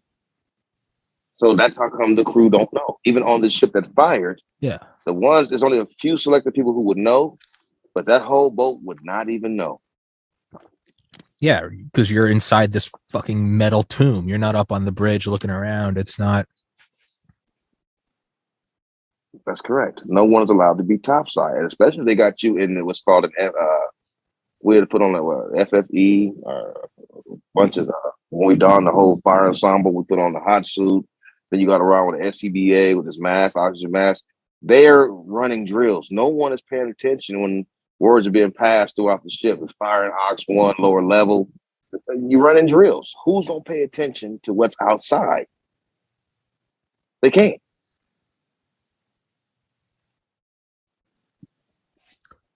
So on one hand, it seems like the most plausible answer is it was an accident. But to me, that makes no sense because if you're the Navy, you hang that guy out to dry. That's correct. You say, fuck this. Because, right, there always has to be a fall guy. That always happens in every military mishap. There's always a fall guy. That's just doctrine. Somebody's taking the shit, right? That's correct. Oftentimes, and if there's an accident and somebody dies, you often put it on the dead person. That's just what it is. You would do that. So there would have to be a motive that like we don't know about.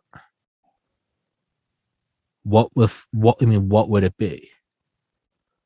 I don't know the most. That's a good question because honestly, when a lady go from the back of the Theodore Roosevelt, both captains got fired.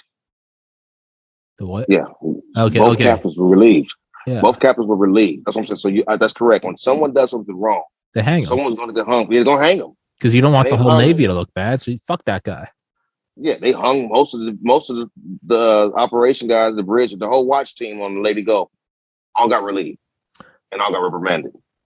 Back in like 2010, when that B-52 on a training exercise accidentally flew live nuclear warheads, nuclear tipped cruise missiles from California to like Arkansas instead of the dummy ones, they all got dishonorably discharged, right? Because you don't tarnish the face of the entire Air Force. You go, fuck these guys. And none of that happened with this, though. Nothing. Nobody got reprimanded. I think got rewarded. My captain ended up getting back. We got back 6 months later from deployment. We left November of '96. He went to war college. Yo, somebody got rewarded for a job well done. That's what for covering up. Yeah, that's what it is, man. Somebody got a fucking job well done. Somebody got an approval to go work for the CIA after that. Had to. The two guys I'm looking for, I cannot find them. And I'm not embarrassed to put it out there, but the names is Brian Miller and Patrick Kelly. These were real close friends of mine. And before this even got to where it was puzzling my brain, I couldn't find these guys. No social media, no Facebook, no Instagram. They've been no Twitter.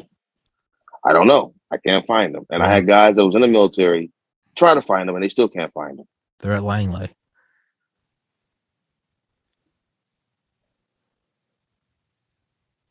I mean, it makes sense that you'd have. I've always thought about this, like what would be like. And this is just this is more so fiction, but I've just always like pretended like what would be like the most black ops like unit or something. I mean, we know tier 1, right? Delta Force, DevGru. I've interviewed several Delta Force guys, really one, and then there's the one above that, the CIA Special Activities Division. They're under the CIA, Title 50, not the DOD. It was formed under Eisenhower. They recruit from Delta Force and DevGru. They're like the true black op. They have 100 members. It's not, their shit never gets declassified because it never technically happened. I've always thought like, what would be even more classified than that? And it would be like a false flag unit. And it would be, and this is just me thinking of like this is more 100% fiction. This isn't real. But I always thought like, that's what you'd have. You'd have a false flag unit that carries out shit like Gulf of Tonkin or 9/11 or Boston bombings. And it would be, for the greater good. It would be like, we're going to kill a couple Americans so that the nation, can do whatever. I've just always thought of just in terms of like a movie, like that would be like a Jason Bourne movie, right? It'd be like the false flag unit. But if you're going to do false flags, they think was the USS Maine, that ship that blew up in 1898 and allowed us to go into Cuba. There's a lot of weird shit around that. The Titanic sank and had the bankers on board that were opposing the Federal Reserve. All those old ships were right next to each other in Pearl Harbor, which when they got struck, all of a sudden America was like, yeah, let's stop being isolationists. The Gulf of Tonkin, which didn't really happen. It was just radar echoes bouncing off each other. And then we said, fuck yeah, and went right into Vietnam. I mean, there's reason to believe we've done this before. And if we're going to keep doing it, might as well get a team. Like, if we're gonna have forest fires that you got to put out, eventually you go, hey, let's make a team of forest fire firefighters instead of urban firefighters. If we're going to keep doing this, let's at least get a unit that's trained in it, right? Right. You're going to have brain surgeons. You're going to have eye surgeons. You're going to have orthopedic surgeons. If they only work on kids, you're going to have pediatricians. Logically, you would have a false flag unit that are either they are just the most patriotic motherfuckers in the world and they're doing this because it really is helping the nation, or they're complete psychopaths and they don't give a shit. They're just like, fuck yeah. Yeah, you would want a team. I don't know. Maybe this was like a trial. Can you get in?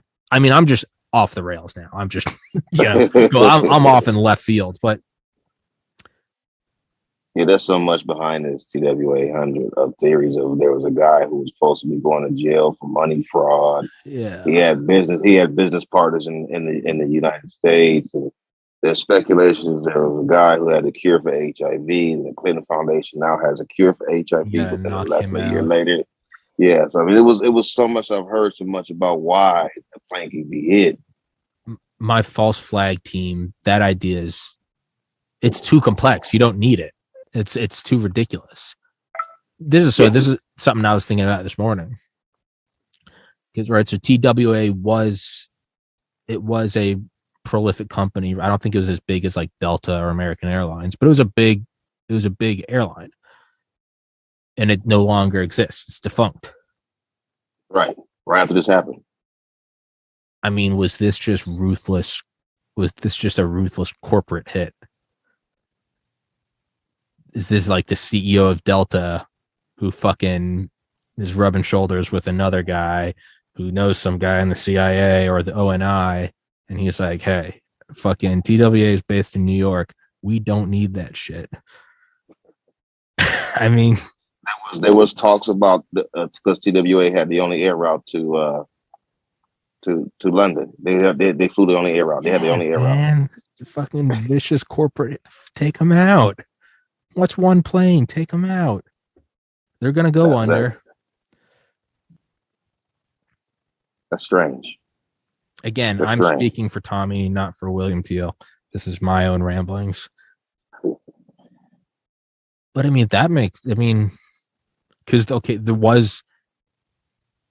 there were financial benefits then of that company going under.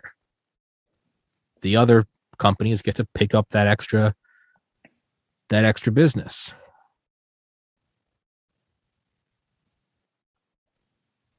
That's kind of what I've heard too, that it was a pharmaceutical game. This is a pharmaceutical. Somebody pharmaceutical was on that plane. But the fact that he killed innocent children, these children had nothing to do with this. Those kids had nothing to do with this. But I mean, at this level, you're talking about people that don't give a shit about that. This is a board game to them. I mean, what we've seen with Pfizer and Moderna and Johnson & Johnson in the last 2 years. Oh, don't go there. I had a heart attack. What's another 230? What's another 230 people? I took the Johnson & Johnson and had a heart attack. Yeah, fucks you I was up. 45 years old. At 45 years old, I have congestive heart failure, not 46. I took the vaccine last year at the VA facility, the Johnson & Johnson. A month later, I go back to the VA to tell them that I'm having a hard time breathing. They sent me home with a sinus pack to tell me I had a sinus infection. A month later, I felt like I was drowning while I was asleep. I go to the emergency room in Vegas, and they tell me that I had a heart attack and my heart is operating at 20% and that it was actually physically drowning in fluids. And they asked me, what have I done? What has happened? I told them I had the vaccine and it went quiet. VA doctor calls me the same day I'm in the hospital. She goes, Mr. Teele, this is strange that you're in the hospital. I just talked to you a month ago. I said, correct. And I got the vaccine about a month ago. So, yeah. That's why this episode is on Rumble, because I've been permanently banned from YouTube for talking about this with Dr. Malone and Dr. McCullough. But there's a link between G6PD and the COVID-19 vaccine. I did a little research because I am G6PD. G6PD. It's a deficiency. It's where it's not like a malaria disease, but it's more like I have yellow eyes sometimes. People think that I either be high drunk, but it's just the color of my eyes. It's almost like a ganja. But they say it comes from like an African background, from like an African culture, but it's hereditary. So G6PD is almost on the same lines of sickle cell trait. Okay. So for me to get a G6PD shot with high hypertension, it shouldn't have happened. And they never looked into my record to verify what was going on with me before they gave me the vaccine. It was hurry up, get shot. Oh yeah, they did it for everybody. They didn't give a shit. Yeah. Line up, take it. Yeah, that's how it was in boot camp. It was, there's a gun, keep walking. Yeah. That's how it was. We was shoulder to shoulder, walking ahead, and just pop the gun. Boom, next. Boom, next. Boom. That's how it was. Yeah. So when we get the vaccine, didn't bother me. I was like, well, I'm going to get forced anyway. I've been taking vaccines since I was in the Navy. Yeah. With typhoid, hepatitis, all these things they make us take to get on deployment. So this will be no different. I just didn't think it would be. But it gave me a heart attack. And they don't know whose fault is it. They don't know between the VA or CDC. So I'm fighting with CDC right now. We're getting compensated for the vaccine, but no one is getting my records. So it's a heavy thing for me right now. So when they said screw my life already, they've already started. Yeah. So if again, the last 2 years, if Pfizer, Moderna, and Johnson & Johnson are willing to do what they've done, buy off the FDA and the CDC, capture those institutions, kill, who knows? I mean, at least 30,000 according to VAERS, probably a lot more for some profit. And now we're injecting 6-month-old kids. Yeah, the idea of whacking a plane of 600 or 230 people because somebody's got something that's going to cut into their bottom line. It's not even like remotely that weird. That's like, yeah, of course you would. Yeah, it makes sense. It makes sense. It's a money game. You got some billionaire CEO who knows someone in the CIA or the ONI, and they're like, yo, this motherfucker is on this plane, make him not on that plane anymore. I looked at that as well as other countries paying our countries to take care of somebody they want to go as well. That game is played as well. I learned that game. Oh, sure. Maybe German, maybe Russia or Brazil. Somebody's like, yo, there's somebody on that plane. Don't worry about it. We need them gone. And we're like, yeah, no worries about it. We'll give you we'll give you rights to come, bulldoze the Amazon. Just get rid of that guy. If CIA, but why wouldn't you just like shoot him in his apartment or something? To make the event a little bigger. Like I said, the CIA is giving an illustration. CIA is the one that kind of take care of people dirty work. Yeah, they're the one who makes trades and deals with other countries. Oh yeah, not the president. No. It's the CIA is they do all the hey, we're gonna invade here, we're gonna knock out this guy. Which corporation's gonna pay us the most to get this? We're coming in here. We're gonna it is the military industrial complex. They're the clearing. That's correct. That is correct. So in their minds, a 747 is nothing to them. No. We went in Iraq on false pretenses. We killed 1.5 million civilians. Fuck out of here. 747s. I was a part of that as well. I was part of Desert Fox when we put Tomahawks into Iraq and killed 64 women and children, but not one man. That didn't make any sense to me. And we hit a church, hospital, and a school. Those were the targets. And then we back out and we get a message from Clinton to ceasefire. Mission's over, stop. In the middle of this bombing. This was in 97. This was Operation Desert Fox. 98, I believe it was 98, 97, 98. I left to go to Iraq in 97, 98. In between those 2 years, we left to go to Iraq. And that's where I learned the formation we call the basket. And that's where you get the formation to do the attacks. And we did it. Desert Fox was a mission I was involved in.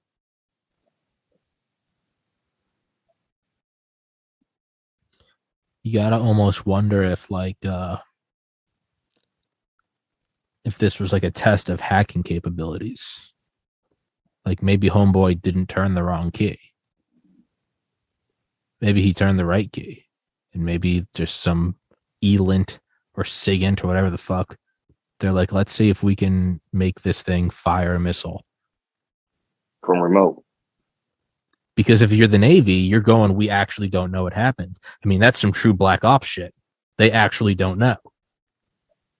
But the CIA did it, or the NSA did it. Yeah, could you make the Navy fire a weapon and not even the Navy knew? They're sitting there scratching their heads. They're, looking over it for the next 10 years, trying to wonder what the fuck happened. Because if we can do it to our stuff, which is the most sophisticated, then we can definitely do it to any other nation. Right? That system is encrypted, though. With their radar, everything with that's supposed to be encrypted. But again, like you said, if they got the keys, they can encrypt and go right on in. Yeah, they can do whatever the fuck they want. You're the NSA. They give us the encryptions. We don't make it up.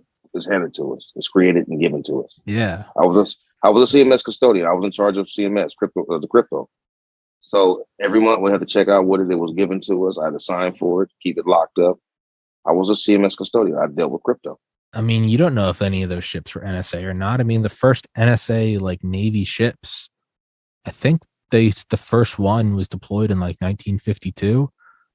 Maybe one of those Navy ships was an NSA ship. They have their own Navy. That's not some conspiracy. They have their own naval ships. Some of them are disguised as commercial ships. We'd go over in Korea and stuff. Oh, we're just, fishers, but we're catching all your signals. What if you had an NSA team on one of those ships? You wouldn't even know. Just deep undercover. But again, why shoot down the plane? It's not even is that possible? Yeah, of course you could slip your own guys in there. Spooks can do whatever. It almost makes sense that did they remotely hijack the Aegis system or whatever the fuck and fire the missile just to see if they could. But even if you did that, wouldn't you still just fire a missile out into the ocean? Why would you want to test the remote system on a plane that's got people on it?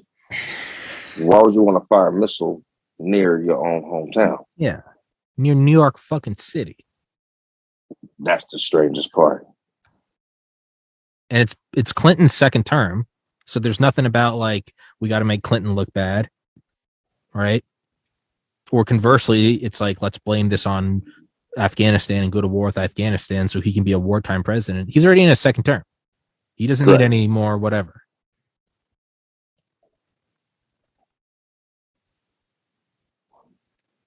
That's the strangest question. Why?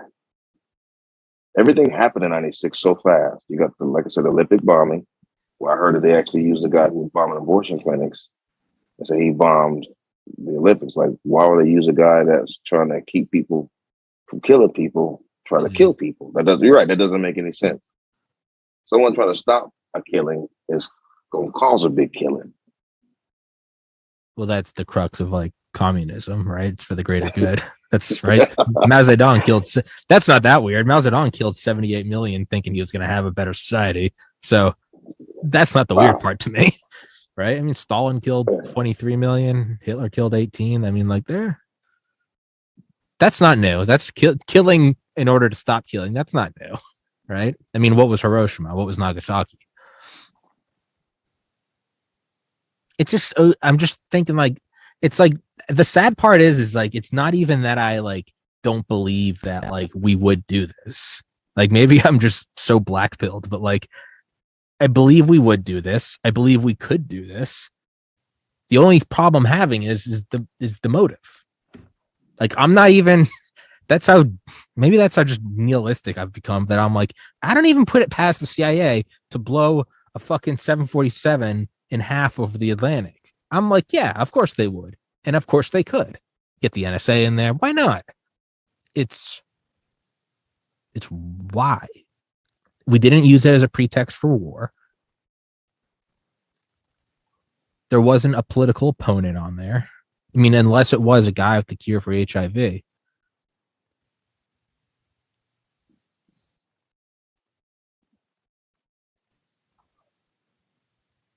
But if it's the guy with the cure for the HIV, I mean, dude, you're the CIA.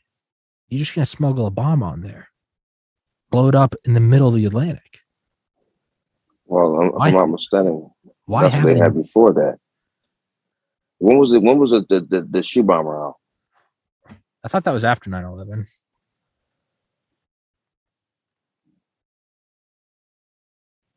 Shoe bomber was he tried in 2001. Okay. Let's see. Yeah, right. It was 3 months after 9/11, December 22nd, 2001. So why? So they couldn't use the bombing situation at the time because that's what was going on. Was planes were being shot out the sky for a minute. Yeah. So this almost 10 years shots. Planes been crashing and being shot out the sky. Yeah. And TWA 800 had the only air route between New York and London. There are so many like simpler ways to take it down, though. You hijack the plane remotely and you stray off into, you know, an unfriendly nation to the U.S. Turn off its squawk box, right? And you're like, hey, they're like, that's what happened with that that flight that was shot down by Russia in like 85 or whatever. Right? You just fly it, you know, or you could just crash the fucking plane, take it over remote. Why shoot it down with a naval group? It's the most like inefficient way to take it down. In terms of like, well, you want to make it look like an accident. You want to make it look like an accident. You just fucking, you have it disappear and have it just go drift north and crash somewhere in the Arctic Circle. Right? They're right. You just decompress it. But to have the Navy shoot it down makes no sense. Unless they were trying to intriguingly impress with that missile and also were offering to sell those missiles. But even then, you just that warhead. But even then, you do that to a foreign somewhere. You do that somewhere else. You go, look, this thing can shoot down anything. But to another country that's bidding on this and to know that you'll shoot your own down will scare you. Think about that for a minute. If I wanted to scare you and I could prove to you if I could do my own, you'll be afraid that I'll do you too. Well, it's kind of like that Patrice O'Neill joke, right? Yeah. Where he goes, you know why other nations aren't just afraid of the U.S. military. They're also afraid of the U.S. populace because we have school shootings every week and we just go, Other countries are like, these motherfuckers don't care about anything. I mean, Right. You want to look real crazy, you go, look, Other we'll nations. fucking shoot down our own plane next to New York. Boom. And our people don't even care. Yeah, you're going fucking America is nuts.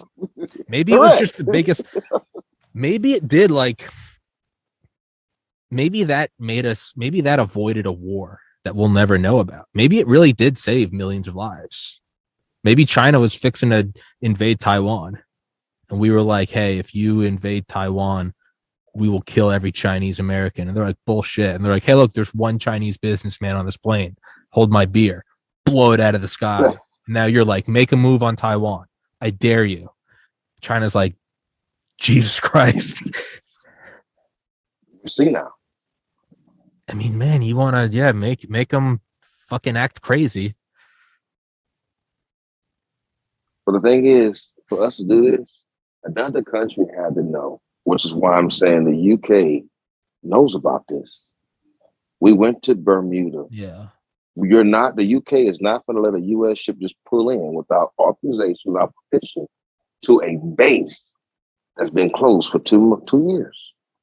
Unless it was a CIA MI6 joint operation. That would be your next phase, because who gave the illustration of this whole contest? Yeah, CIA. CIA. And they are our closest ally. Like, yeah. Correct. Yeah, we danced in World War II together. Yeah. We'll help cover it up a little bit for you. You cover it up a little bit for us. You scratch my back, I scratch yours. Yeah. But you're doing it so close to the seaboard. Like, you're not waiting to the middle of the ocean, maybe? Sometimes you get paid a little bit more for being daring. Maybe. Fortune favors the bold. That's correct. It may be, man. Jesus, I don't know. Maybe, who knows? Maybe this was like a message to Clinton. Maybe this is like the deep state or the CIA, the entrenched intelligence apparatus going like, yo, like they made an example in 1963 of JFK. Like, if you don't play ball, we're going to blow your head open in public. And, and then we immediately go to Vietnam after that. Maybe they're looking at maybe they're looking at Clinton, and they're like, we tried with Monica, and apparently you're still too arrogant. So check this shit out. What else do you think we'll do? And so 3 years later, Clinton's like, you guys want to go to Serbia? He's like, whatever you want. Just signs the check. Whatever the fuck you want, baby. That's crazy that we play with other people's lives like that. That is, to me, that's what made me come out the children. I didn't understand, why would you take down 16 children? I know kids are kids, but like you said, if there's a school shooting and innocent kids are dying, like you said, the numbers of a school shooting, mass shooting, here it is, 21 people died from a mass school shooting. Yeah. 19 are children. So you're looking at the population of children that the numbers don't really matter to you. Well, children don't really matter.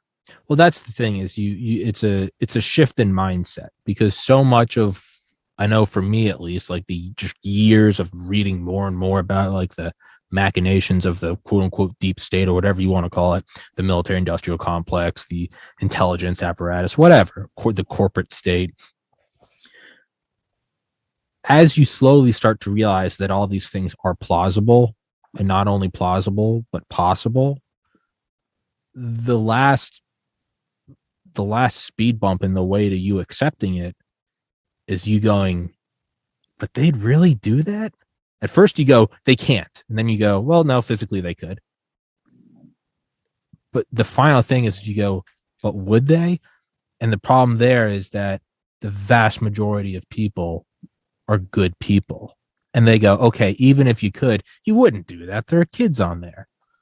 I think that's what separates us from whatever, group of people run the world and have for millennia are the most ruthless. They're the ones that rise to the top because they will do what no one else will do. And so, yeah, they're looking at this full of kids. They're, I don't give a fuck. To them, it's nothing. That's the strangest thing. But once you accept that there are people evil enough to do that, you can start looking at these things with a little more of a sober mind. Yes. You go, okay, once you accept, you go, okay, we're dealing with demons. Then you go, okay, what else could happen, right?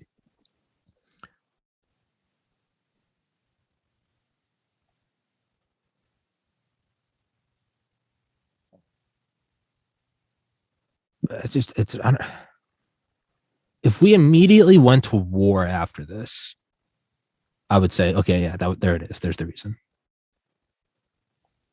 If this discontinued the construction of 747s and they got a whole bunch of new contracts for whatever, Airbus A380s, which didn't come out till like 7 or 8 years later, I'd say, okay.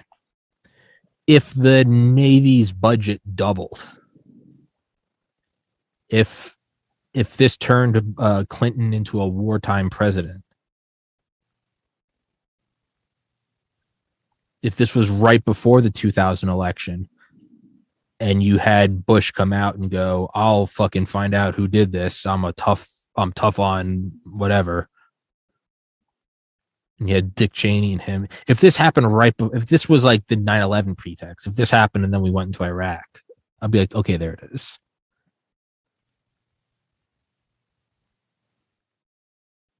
But none of that happened. No. So I think it's one of two things. It was an accident. No, because even then you'd fucking hang that guy out to dry.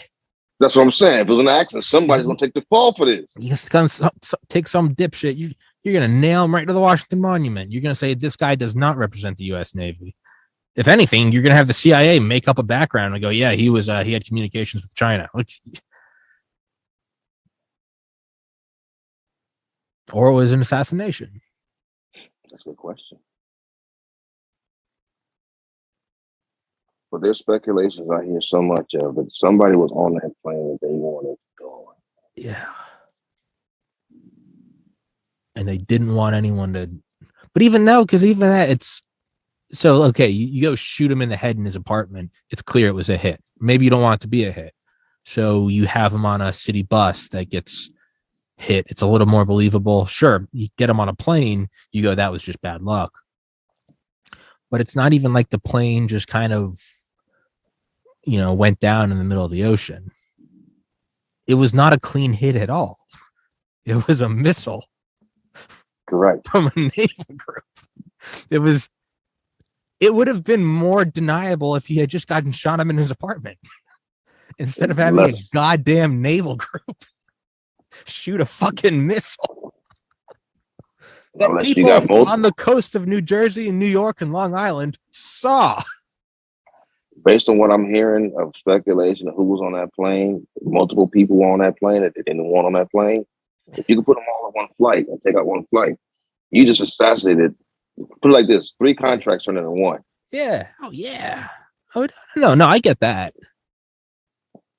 But even then, you do that in the middle of the ocean. Something went wrong. There was a play on people's fears. There was a fucking storm, and it went right down in the 5 miles underwater. It's done. But to make sure that person is gone. That's true. If I wanted your money to prove to you that I'm good enough to do what it is you asked me to do, I'm gonna do just what I need to do in front of everybody and show you that I can do it. Yeah, I mean, and where's the most expensive real estate in the United States? It's Hamptons. No, I was gonna say Ham. That's probably where the guy that put the hit on, and I said, hey, I'll show you the hit. Go out on your back porch tonight. Watch this. Yeah, I mean, you got business for life. There's some billionaire. He's like, I can trust these motherfuckers. Because the only reason you would do it in front of everyone, that's a flex. That's a flex. That's a flex. There's a reason you didn't do it in the middle of the ocean. A person that can kill someone in broad daylight and not go to jail or not get charged for it and get away with it. It's like Epstein getting killed in his fucking jail cell. That was a flex. If they wanted it to truly be an accident, they'd have him have an aneurysm or get cancer or something, or people be like, oh, Jesus. But he gets hung and like the cameras weren't working. That was a flex, right? We can touch you anywhere. So this was a flex. Who's flexing on who? Correct. Was it China flexing on us? Saying stay the fuck away from the Strait of Taiwan? Is it Saudi Arabia saying stop doing shit over here? We'll flex it right over. We'll do it right near New York. And then they did it, and our military went, whatever. They don't have the balls to do it again. So they do 9/11. They say, cut that shit out.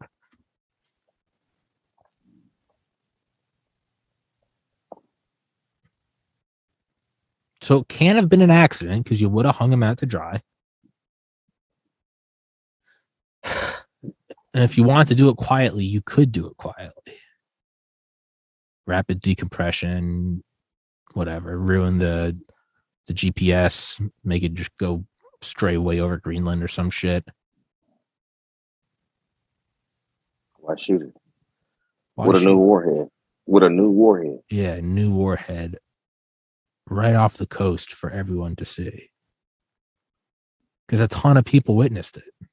That's what I heard. I heard they said like some witnesses or something. They all said the same thing. The bright light, travel upwards. And guess who did an investigation? What? The FBI. FBI did the investigation. And then, gave the illustration? And then who comes out to tell you guys it's all good? It's a fucking CIA.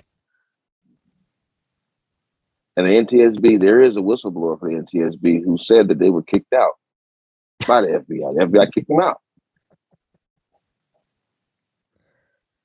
Oh my God. And there was one guy who was explaining this warhead that it's possible because it's what we call a cutter.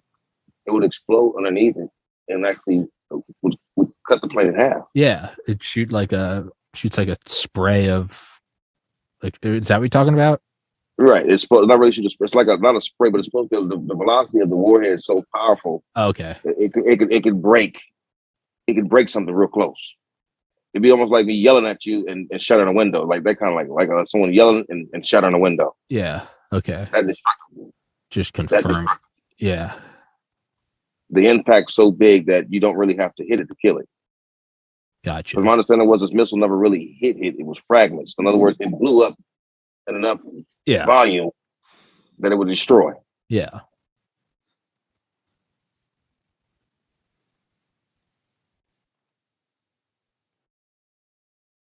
But even then, like, if you're trying to test out a new missile, man, I'm trying to shoot down, like, it would make sense if there was a training accident and we shot down a fighter jet. I'd want to shoot down something quick and maneuverable, really show that my thing can work. Shooting, you get a sniper rifle. You want to show that this thing's got thermals. It's got computers. It can track a target in a motorcade like some fucking Xi Jinping or something, and it can shoot through armor. You want to show it can, go through the gauntlet. You're not going to just shoot a Coke can 10 feet away. So right. why the fuck shoot down a 747? That doesn't show anything special. At all. That's the strangest thing to me. Hold on. Let's TWA 800. Let's see what the conspiracies are, what the good ones are. We'll do that and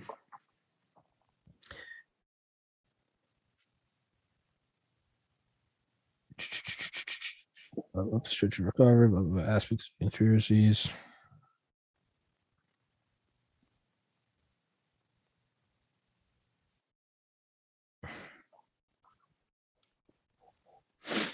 One second.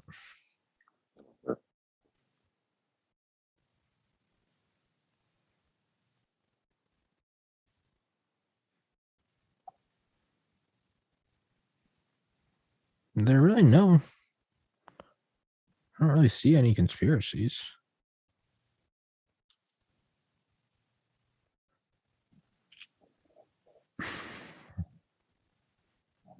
I'm just.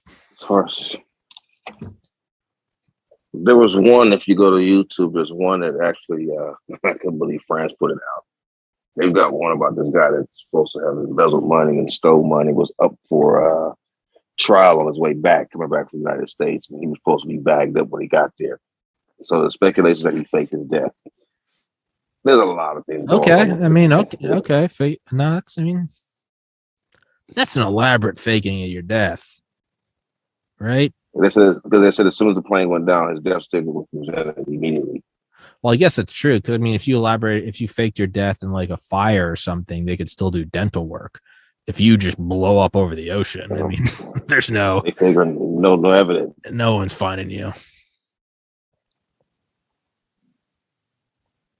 That was the strangest thing for me.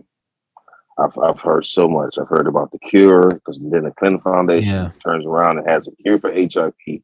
Yeah, that wouldn't. Clinton Foundation. That wouldn't surprise me at all if this is just another. Oh, it's Hillary. Of course it was. Case closed. Like, because I found it strange that Magic Johnson helped the party. He was part of the whole push for Clinton, but he's also the only one I know that had the cure for HIV like that, where he was healthy again. Yeah. Oh fuck. Yeah, I mean that's believable to me. Something as big as HIV, you got the cure. Fuck yeah. That would make sense. I still don't understand the flexing though. Right? Why the flex? Well, if I wanted to take over a pharmaceutical company and prove to you that I want that company, you're gonna be mine. I would have to. Now you get into the cartel fact. The United States, most of the cartel folks come to this side of the world anyway. Yeah. From the Sicilians to Italians to most of that, the mafia life, the cartel life is here. Yeah. But we're kind of like that. You can come trust the situation. In order for you to trust us, you gotta be afraid of us. Yeah. Because that's how the cartel runs. Oh yeah. No one feels the cartel. No one feels a cartel to give out free Christmas gifts. No, they find the people they want. They find their kids and their parents, and they behead them all. Yeah, it's fear. It's fear. Because that's exactly what they put in us. If you open your mouth, the fear of saying something could ruin your life. I'm 22 years old. You think I'm not scared? So maybe it's maybe it was a message to other people as well.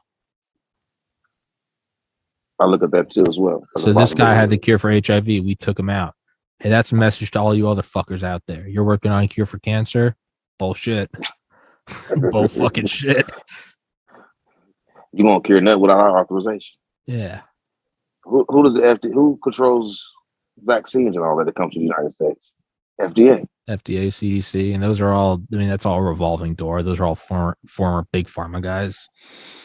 But the key word is federal. Yeah. Tack a federal on it. They all belong to the CIA. Yeah. Now it's just the strangest thing because although the CIA is not just necessarily just protecting the United States, they help the United States in the fact that where our evolving economy is based on the CIA. Oh, 100%. Like knocking over all those fucking countries in South America. You know, who the Shah in Iran didn't want to sell BP oil. Pfft, bullshit. We fucking took you down a week later. Oh, you guys found some gold. Hey, here comes America. You either do business with us or, oh, what a coincidence.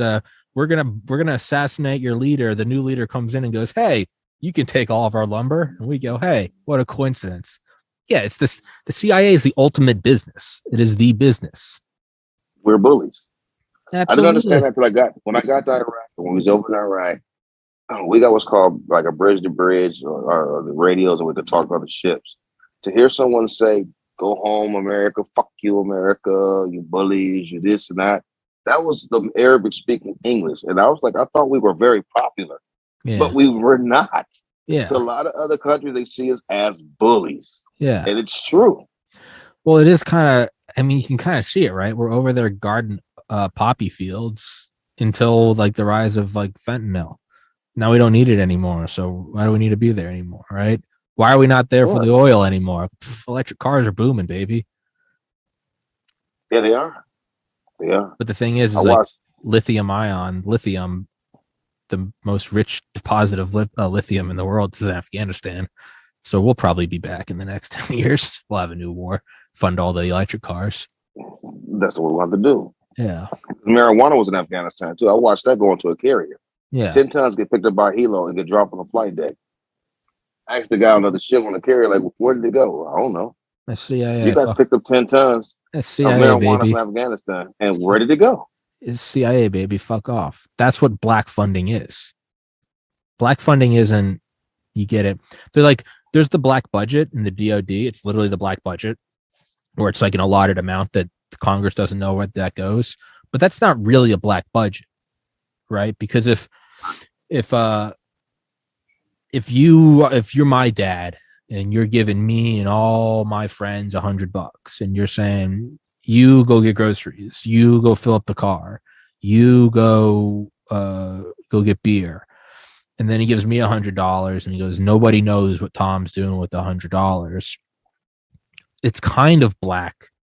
But if like later that night we're at a party and there's $100 of cocaine, like you can kind of, you go, all right, that's what it was. So that's not that black. Real black money is you don't even know how much I have. Did Tom buy an 8-ball or did Tom buy a Lamborghini? Where did that money come from? So if it's on the DOD spreadsheet, that's not true black money. Black money is you never knew it existed. Like, how can you trace it if you didn't even know where it's from? Because if I have $100 and you think I only have $100, you're looking for all possible things I could have done with $100. Did I buy a pistol from a friend? Did I go get some coke? Did I get some weed? Did I get some sneakers? If you only think I have $100, you're only going to be investigating things that I would do with $100. You're not looking at, did he just buy a penthouse in New York? Because I actually had 100 million. You're not looking there because he only had 100. So yeah, no, true black budget shit isn't black budget. You don't fucking know it's there. You don't know it's there. It's 10 tons of marijuana on the back of a ship. It's DEA seizing a fucking plane from the cartels, and then the CIA takes it over. Or the CIA says, "Hey, don't intercept that. That's us." You remember that Cessna crashed like near the border years ago? It was just full of. It was like a CIA pilot, and it was just full of cocaine. Like that was the strangest thing. And everybody just went like, "Eh." That's like the other thing is like America is like deeply, deeply apathetic. Like a CIA Cessna crashes full of cocaine. Now everybody just went like, yeah, of course. What do you think they're doing? It's like it's been accepted now. It is. So maybe that's it. Maybe it's not. Maybe that's not the TWA conspiracy. Maybe the real conspiracy is everybody goes, yeah, it's probably the CIA shot it down. And then just go back to fucking watching TV. I mean, that's the conspiracy. That's a nation you don't want to fuck with. We don't care. Yeah, they don't care. It's like if someone from a foreign nation came and they're trying to like instill riots and they'd be like, did you know the CIA took down the Twin Towers? Everybody'd be like, yeah, of course they did. What? You should be like, oh, they don't give a shit. They don't. That's how you keep terrorists out. Yeah. Because even though we don't give a fuck. Well, we're going over to go kill their people. They'll kill their own people. So our chances of going over to do that would be slim to none. They'll kill their own, kill us. Yeah. So our purpose is not really to kill people to hurt them. They don't care. Why? You've never seen a car bomb in the United States since 9/11. I've thought about this, and I might as well just wave to the FBI, who are probably now watching. But if you really wanted terror, 9/11 was spectacular. It was big. It was something out of a movie. If you wanted real terror, once a week, you'd fill up a shitty rental car with some explosives, and you'd either go park it outside a movie theater or a school or a Toys R Us or a Home Depot or a field in Kentucky or in downtown New York, and you do it once a week somewhere in America for 20 years. That would bring the nation to its knees psychologically. But there's never been a car bomb here. There was one That truck bomb blew up on the Christmas RV that Day, blew up like 2 years RV. ago. Yeah, the RV. You buy that NSA center, like that was kind of weird. But Yeah. even then, there's one. So why hasn't there been a single car bomb? A single, because you see terrorist attacks in Europe, right? And they're what you'd think they'd be. Some guy stabs 10 people. Somebody gets in a truck and drives through a crowd. That is what cellular terrorism looks like, right? It's a Grand Theft Auto. You just going nuts. Let's see how far I can go before the cops kill me. You don't see that here. So either we have the best intelligence service in the world and we keep all that from happening, or they're like, there's no point in doing terrorist attacks in America because they're just going to do their own and then use it to come over here. I think they're a good one.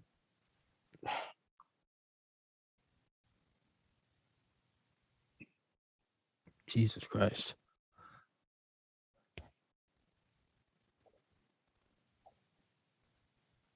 Is there any chance that the Navy, because this whole conversation is predicated upon the missile was fired and the missile did hit. Is there any chance that the plane actually, there was something wrong with like the fuel pump scrubber or the electrical wiring? Is there any chance that it really did just blow up? Because air accidents do happen. Is there any chance that happened? No, I'm gonna tell you why I said no. Straight face.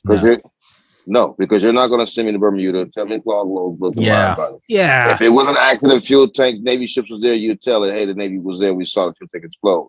That would be the better way to cover it up if it was a real fuel tank. You don't get rid of the Navy. You don't get rid of the people in the area and then have them lie and cover it up. Actually, you guys would go there and do a rescue mission. That's what we did. Not us, but another ship did. Why would you send another ship when we're already in the area? You would have us patrol and hang out. The salvage ship came and do their part. How do I know this? Because I lost a helo. I'm also a search and rescue swimmer. I lost a helo in the Indian Ocean. When we lost that helo, the AW that I know, who's also a SAR swimmer, he told me on the radio, I screwed up. I left the crypto key on that plane. He's not supposed to carry that on the plane. Once we load the helo and they take off, he's not supposed to carry that key, but he carried it. And because he had a chip light, the helo ended up spinning and they ended up crashing in the Indian Ocean. We stayed on guard until the Savage Boys came because of that crypto key. We stuck around and floated for a whole day with the lights on at night until the U.S. Navy Savage ship got there and relieved us. So when there's something like that happens, they will keep us on scene. Yeah. That happened a year or two after TWA 800. So I know that if it was something to where it was a fuel tank, you wouldn't have moved us. Yeah. Do you know, I forget what ship it was. I think it was during the 60s. It's something that damaged it. And it was like trying to travel back to the U.S. It was a U.S. Navy ship. And it like there's a huge hole. I think it was the USS Liberty, the one that the Israelis fucked up. And it was like going back to like some U.S. friendly port. But there were and that was an NSA ship. It was an analysis ship. And they have all these protocols for if you're being boarded, right? You destroy all the crypto machines. They have these big weighted bags that have holes in them so they sink faster. You fill them up, you have furnaces, but they didn't have time for any of that. So when they were going back to wherever the friendly port was, the U.S. Navy actually had, I think, 2 or 3 other ships behind it. And they had strung together this massive net, like a fishing net, to catch every piece of paper. Because way behind them was a Russian sub. And they want to get any, because you get a crypto key. Do you have the keys to the castle? Until, of course, it gets changed. But you can read every message across the world. Correct. The U.S. they literally had ships and they had divers going out and grabbing pieces of paper. This was in like the 60s. So yeah, there's something important on there. You're staying there. Yeah. Lights on, fucking guns out until you find the key. I know about the crypto destruction, about the bags. I know how to do all of that. I know how to do the hard drives. drill a hole, salt water them down so they don't spin. I know the whole 9 yards. How to get rid of what we call it. And even with the salt water and shredding, they shred with salt water, don't shred fresh water. It's a lot of things to go with all of this. They go nuts. Yeah, they destroy. I've been to this. Yeah, we had to run a quick drill on that just in case we had to do that. that's so cool. That's so bad. Yeah, there's I'm reading a great book by James Bamford called Body of Secrets, I think. And it's a history of the NSA, and it's mostly like naval NSA. But yeah, they're going through all the crypto destruction. It's a great book. But crypto was my thing. Being on the West, crypto was my specialty. I made that my thing. That was the strangest thing. It was strange to me. Too strange. Too strange. Like you just said, why would the CIA take over something when the FBI took on the scene of the NTSB's job? That's almost like a state trooper pulling you over and here come the FBI right behind you. So we got this on the scene. We got this. Yeah. It's ours. Yeah. But this relates to jurisdiction. Yeah. And then here it is, the illustrations by CIA. The CIA illustration is just as much of a flex as shooting it off the coast. Correct. CIA show you that I can actually do it, and I can be the one that's going to want to cover it up with these guinea pigs in the middle. That's going to do just what I told them to do. It's like if I died after doing all these podcast episodes, and instead of the coroner being like, he had a very rare aneurysm at 31, it'd be like if the CIA held a press conference and said, 31-year-old Thomas Kerrigan, he had a rare aneurysm. Everyone would be like, why the fuck? Right. Like, when did this occur? Why are you speaking? They'd be like, what? This should be like a local coroner thing, right? They'd come look for foul play, but the CIA comes out and they're like, it is with great grief. Everybody's like, did Tommy work for the CIA? Like, no. Oh, it's a flex. As much stories you hear about the FBI working with other groups, they don't speak on TV. Yeah. You'll hear where the FBI is involved in the criteria, but they don't come to the briefings. They do not come to the briefings. Well, the only reason you make a public announcement is a flex. It's like when the NSA, General Nakazone, a month ago, came out and said, we are doing offensive cyber operations against Russia from Ukraine. If you're the NSA, you don't say that. Unless, of course, you're taking your dick out and slamming it on the table and saying, fuck you. Switch it sound like what you have. It was a flex. Somebody wanted to prove to somebody that we got the power. And we did. 26 years. And I hate to say this, but a lot of folks that are older than me that's been around this and done this already, 9 out of 10 are already gone. Yeah. My captain was the first example to show them that they're gone. Yeah.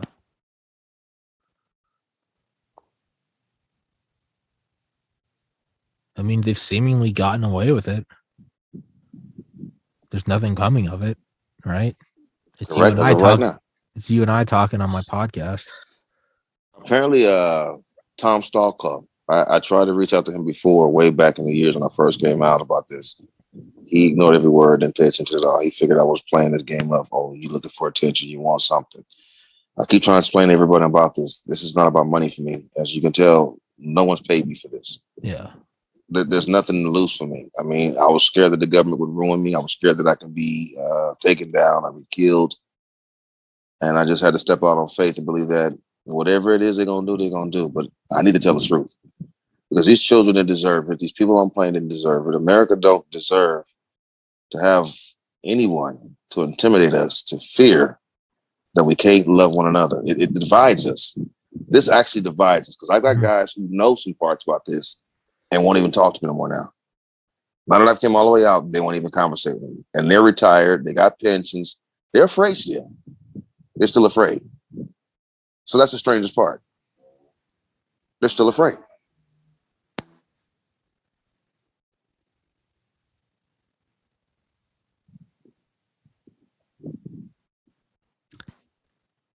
You almost gotta wonder if there were guys on TWA who were all witnesses from something 50 years ago, and they started talking. Just like they're saying to you, like, hey, you're still going to be afraid. Maybe there's a couple veterans on there talking about something they saw, and this was a message to shut the fuck up. And ironically, it created a new group of witnesses.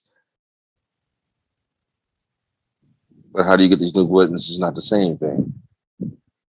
The FBI told them all to say a word. NTSB is supposed to submit all information, all eyewitnesses information.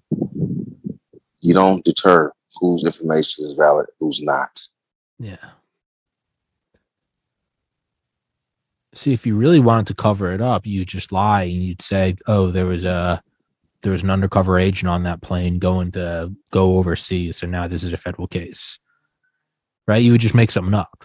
You'd say that's why the FBI is taking over, because there is technically an FBI agent on the plane, just out of coincidence. You would just lie. Correct. You just make something up. Put a fake resume on somebody. Let's say a fuel tank. I think whoever thought about that move didn't think very clearly. Yeah. Because I also, what I was understanding from Wray, that's how I ended up connecting with Wray, was he told me he sued them and won. Yeah. Over the vertical zoom evaluation. There's no way the plane could. Yeah, he said there's no way a plane could do that. Especially and being a pilot. Yeah. You're right. That's why he said I fly him. So you telling me this?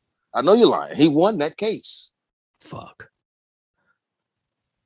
And that's how we connected and conversated more about it. He's like, I didn't believe that theory.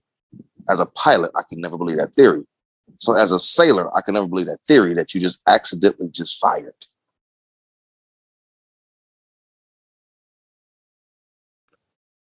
So it couldn't have been an accident because they'd hang him out to dry. It wasn't used as a pretext for war, and it was done in front of everybody, and the CIA released the explanation.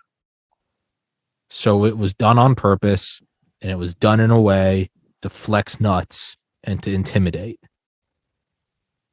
The final question would just be, what was the reasoning? Or call a friend. But we wouldn't know. So that much is clear, right? Right. It was done on purpose and to scare people. We just don't know why. And then once you get to that point, it almost doesn't matter why, because they still did it. That's correct. Why would you lie about it? Was it HIV? It doesn't matter. We know that they did it, and they did it for that reason. So if that's the case, then they accomplished their goal. Scare the fuck out of everybody, and nobody questions a goddamn thing. I lived in fear for 26 years. FBI is going to break down my door tonight and put a bullet in my head. Whatever. 866 episodes. We had a good run. Yeah, it was coming soon. I've had on guys that worked on nuclear subs, guys that assembled nuclear weapons. I've had guys that pilot nuclear bombers. I've had on Delta Force, CIA. I had a guy that walked on the moon, Charlie Duke. He's like 90. Wow. I mean, listen, if I could, that's kind of like the conspiracy now, is if I ever get whacked, I don't think we would even know why. It'd be like, there's like 30 reasons. Dr. Malone, Dr. McCullough coming on here, talking about shit, talking about how, like, operating on Dr. Francis Boyle coming on here, talking about like COVID research 10 years ago. That would be the greatest plausible deniability. Is somebody assassinated me, no one would even really know why. It'd be like, there was 30 different reasons. The least of which is TWA 800. They'd be like, "Oh, we didn't even give a fuck about that." That was the bottom of his. That was the bottom of his violation.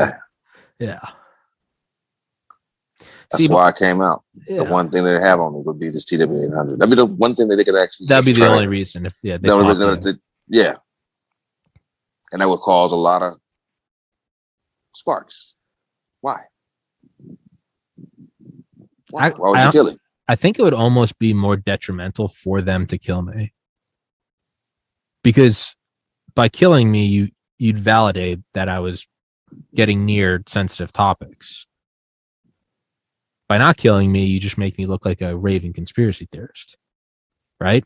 Right. That's what you'd want to do. You wouldn't say a word. Like Lee Harvey Oswald's wife is still alive. Why kill her? Kill her makes you look fucking. She's like 90. She openly said like 10 years after the JFK assassination that her husband didn't do it. Nobody whacked her. Nobody even knows she's still. That's the exact thing. I told you that she's still alive. You're like, wait, what? Right. I was like, well, huh? By not killing her, you kind of let the story become irrelevant, right? As I said, let it die out. It'll die out. Yeah, you whack her, you're proving that, right? Something's wrong.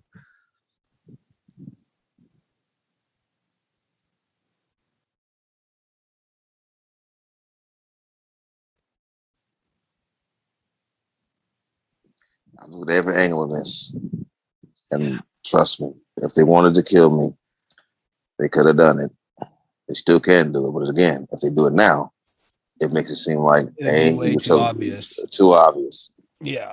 So they're just hoping that I either die out. But the biggest thing is they're going to try to use the VA and say that I'm mentally, because I get medication and psych meds. But to be honest with you, when you decide to look at psych meds, the seal has never been broken. Yeah. Oh, they don't care. They'll grind some up and put it in your blood. They don't give a shit. They can go for it, but that's the reason why I started a trace with Jack Casio. Every visit to the VA, I would email him and let him know what was going on. Yeah. What was said. So the best thing they can do is not whack you.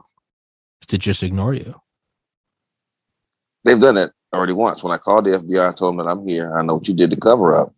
There's an agent that got on the phone and told me that, yeah, we'll get back to you. And that one person got back to me.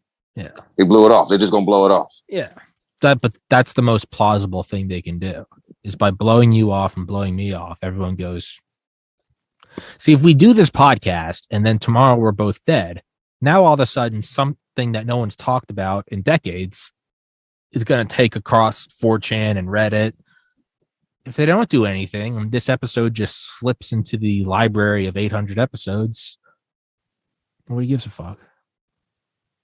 Or nobody's going to look at it with a critical eye.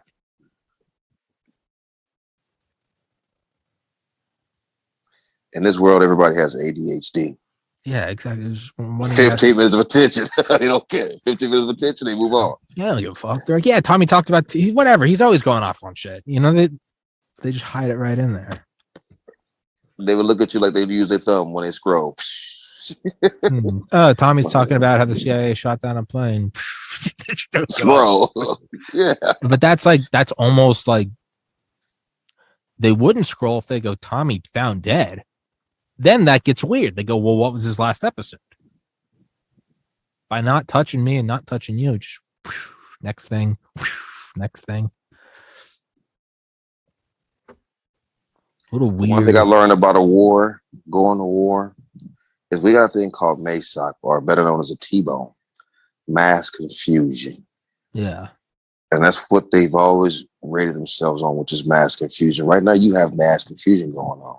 Mm-hmm. So to bring this conversation up right now, it's not hitting the mainstream. Yeah. It's not going to hit the mainstream media. The lawsuit's not going to hit because you got, what's her name? Maxine, whatever her name is, Epstein's partner. Ghislaine Maxwell, Ukraine, COVID, Ukraine, CDC this, FDA that. Yeah, you got so much going on. January 6th, you got, is Trump going to run again? Is Elon going to buy Twitter? Here's a new one now. They got Pence versus Trump. So that's the new push right now. Go. There's a new fucking... Don't look at TWA Flight 800. Look at... Fuck. All this other stuff we're going to throw at you. Fuck. And you'll never, ever buy it because we threw everything at you that you ain't going to pay attention to. Man, what if that's a form of mass confusion, though, is TWA 800 actually did blow up on its own. And they were like, let's start acting sketchy around it. And you want to talk about ultimate down the rabbit hole. It blew up on its own and they just act sketchy about it. If you want mass confusion, because there is one idea that, like, it's not that every news story is like related by the CIA, like it's a big conspiracy, but rather that they do weird shit all the time to sort of kick up dust. So when they do need to do something like assassinate someone, you just keep scrolling because there's so much weird stuff going. So it's not that it's all orchestrated so much as it's just always be doing stuff so that there's just smoke in the air so that you can kind of move. So they go, they're looking at it and they're going TWA. They go, that is a weird coincidence. It blew up right, but we're looking at it. No, it actually wasn't hit by the missile. How about we shut this whole thing down? Now it's just another one of 100 things they do to just kick up smoke and move in the shadows. No, I don't think that's what happened. But I mean, I'm just talking mass confusion, just something like act fishy around something they actually didn't do. Right. Because that's what I figured too was with the Atlanta bombing. That was something to throw off from TWA 800. Yeah. Because Atlanta bombing happened after TWA 800. Okay. And TWA 800 drew so much attention. Yeah. So much. It was the worst air crash ever conspiracy in the world right now. So how would I get you off of that? Atlanta, right after 9/11. I mean, they start mailing anthrax to people, right? Yeah. Nobody pays attention. They're like, fuck the World Trade Center. They're mailing anthrax. You're right. Let me get you off of that for a minute. They're mailing anthrax. Start making people die off of anthrax. Yeah. And then 2 years later, they start going, there's WMDs in Iraq. And now we're half the country going, there are no WMDs, and the other half of the country saying there are WMDs. But the reality is no one's going, wait, what exactly happened to the two towers? It's just, it's just George Bush, Cheney bad. Oh, and we're just dancing along like a bunch of fucking morons. Because that same following year after that was when we went after Saudi Arabia. We did a whole Desert Fox a year and a half later. So if I cause a whole lot of conflicts after TWA, correct. Yeah. There was so much going on that you forget about it. That's how I forgot about it. They kept me busy. Yeah. You almost think that like they have these as sort of like unplayed cards for if they ever need confusion. You know, they've got like a handbook. Right. And you can only do them once. One of them is the Olympic bombing. Another is TWA. Another would be a school shooter, or another would be, and whenever things get hairy in the White House and they need to change your attention, they do that. Right. Right. That would be believable. It's kind of like a smoke bomb, right? It's the diversion. If you just had a playbook of shit. But even that would be risky because if someone ever leaked the playbook, I don't know.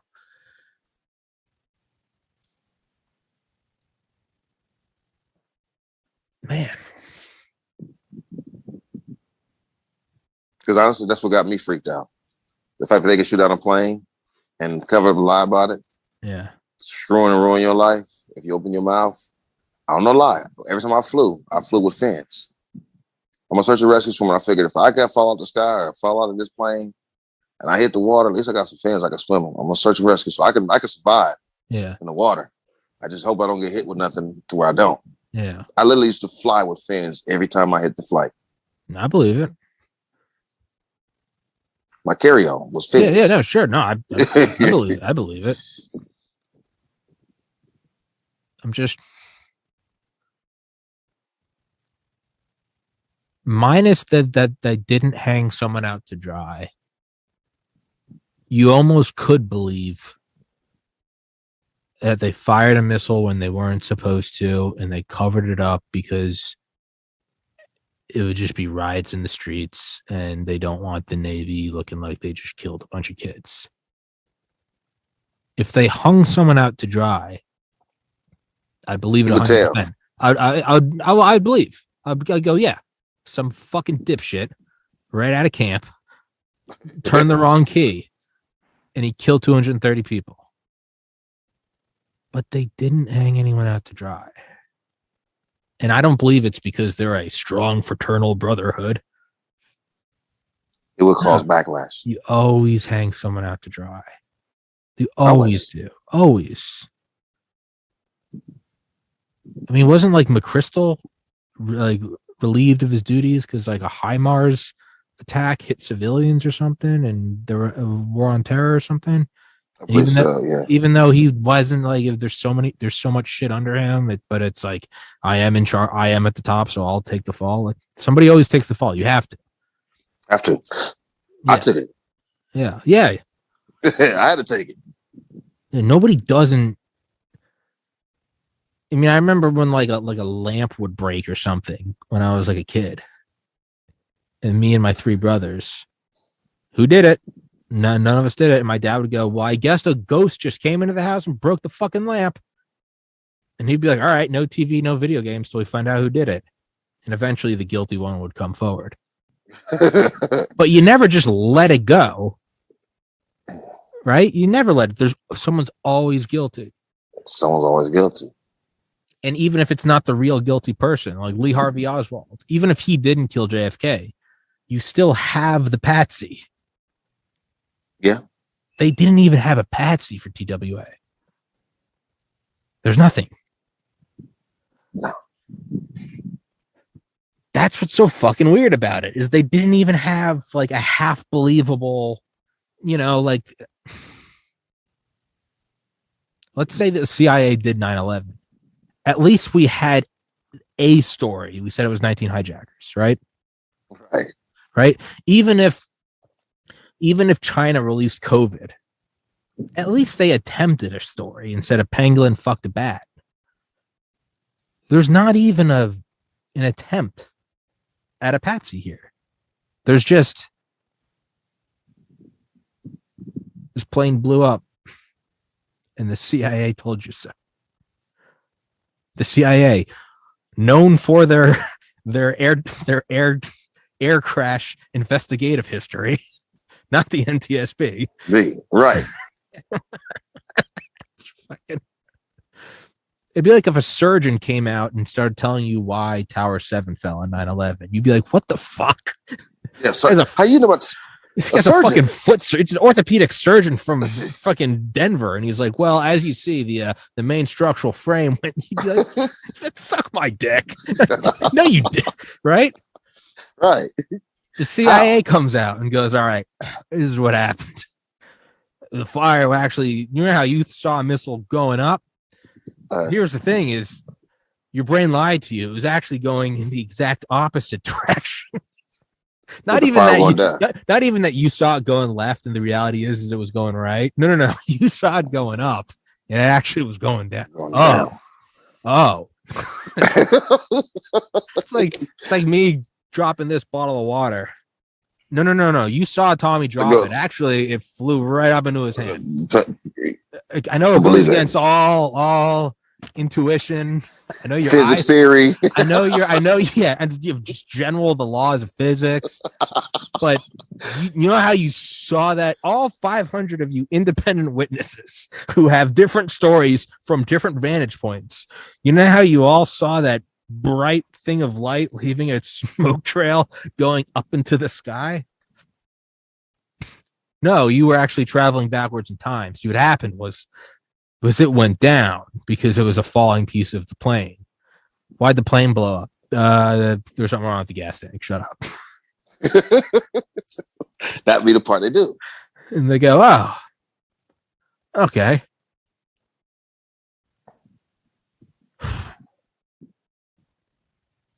I don't think we've gotten any closer to the answer than we were 2 hours ago. Maybe a little closer. Now has the minds to understand how this all come about. Again, why would you not hang anybody? Why would you even go to this great limit to train people and have them? Again, you could tell witnesses they didn't see nothing, but yeah, you could tell a crew to shut up. Yeah, that's a lot of power. If it was that dangerous, you'd kill the crew. If it was that dangerous, you'd have something go wrong with the ship you're on and it goes down, all hands lost.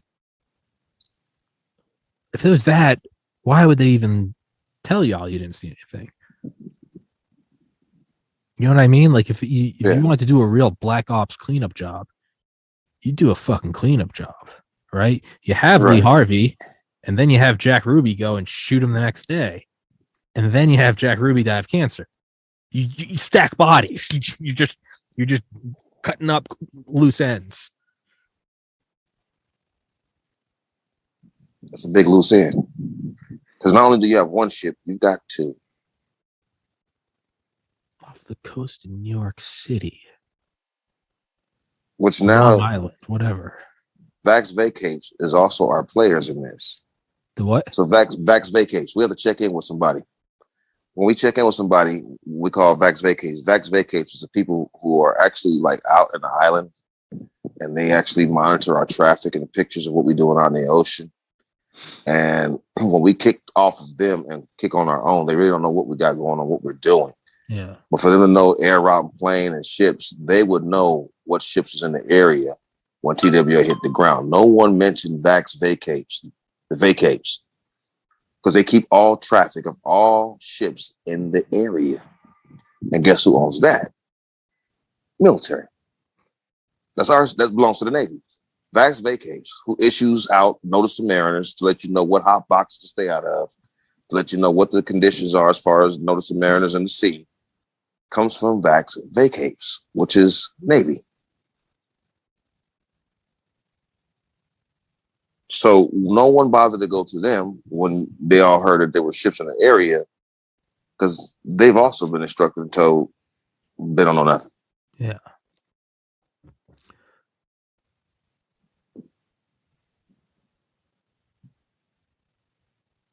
So if we could, we'll definitely do another episode.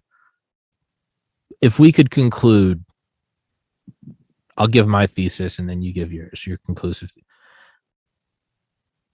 It was a hit, and it was a two-part hit. It was a hit, and it was also a flex to show that we can do it in front of everyone, right? Like Epstein was a hit, but it was also a hit in that it was in a prison in New York City, and there was some memes about it, and then it just went away. That's raw power. Kill that motherfucker, say the cameras weren't working, and the story just goes away. That's what I think. It was a hit, and it was a hit to show you that we are omnipotent. I think that's my best thesis. What's yours? My thesis is that somewhere down the line, in this line of what we did, someone knew that they was firing a live missile, but had someone pretend that they wasn't firing a missile. Oh, fuck. So I think the individual who fired didn't know he was actually going to fire, because for us to be dumb is to be young. Yeah. For us to be smart is for us to be grown and have ranking, to have power. No enlisted individual can do anything without any higher power telling you to do it. And that's coming from my experience of even when I'm firing from the helos. If the helo wants to fire, they ask me, so-and-so, this is so-and-so, I'm asking for batteries release. Stand by for batteries release. I have to ask the captain, who is responsible, request permission for green light for batteries release. The captain will then tell me Battlecat 26 has green light, batteries release.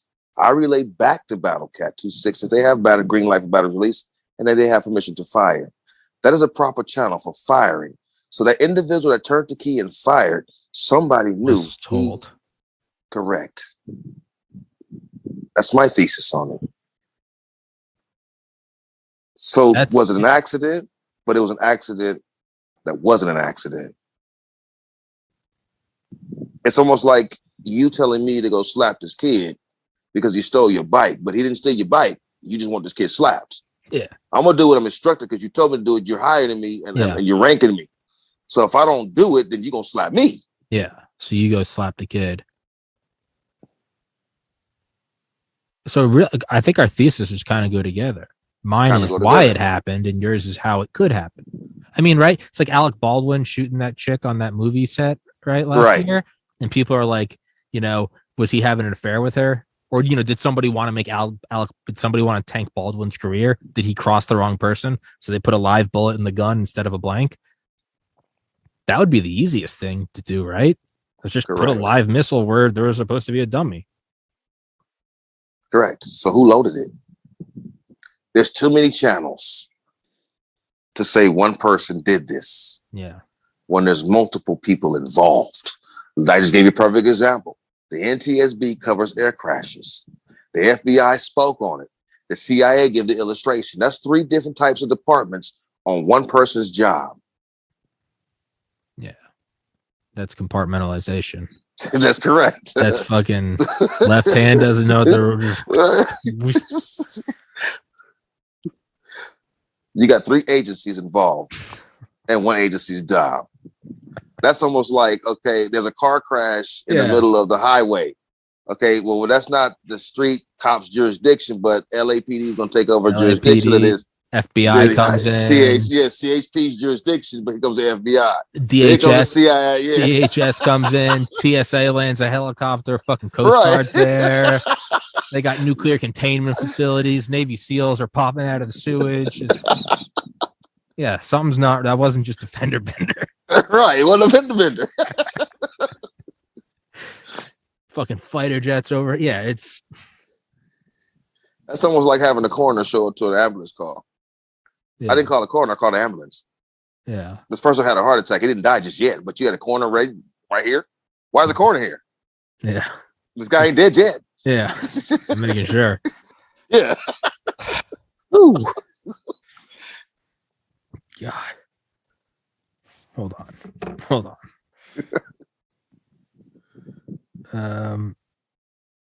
Okay.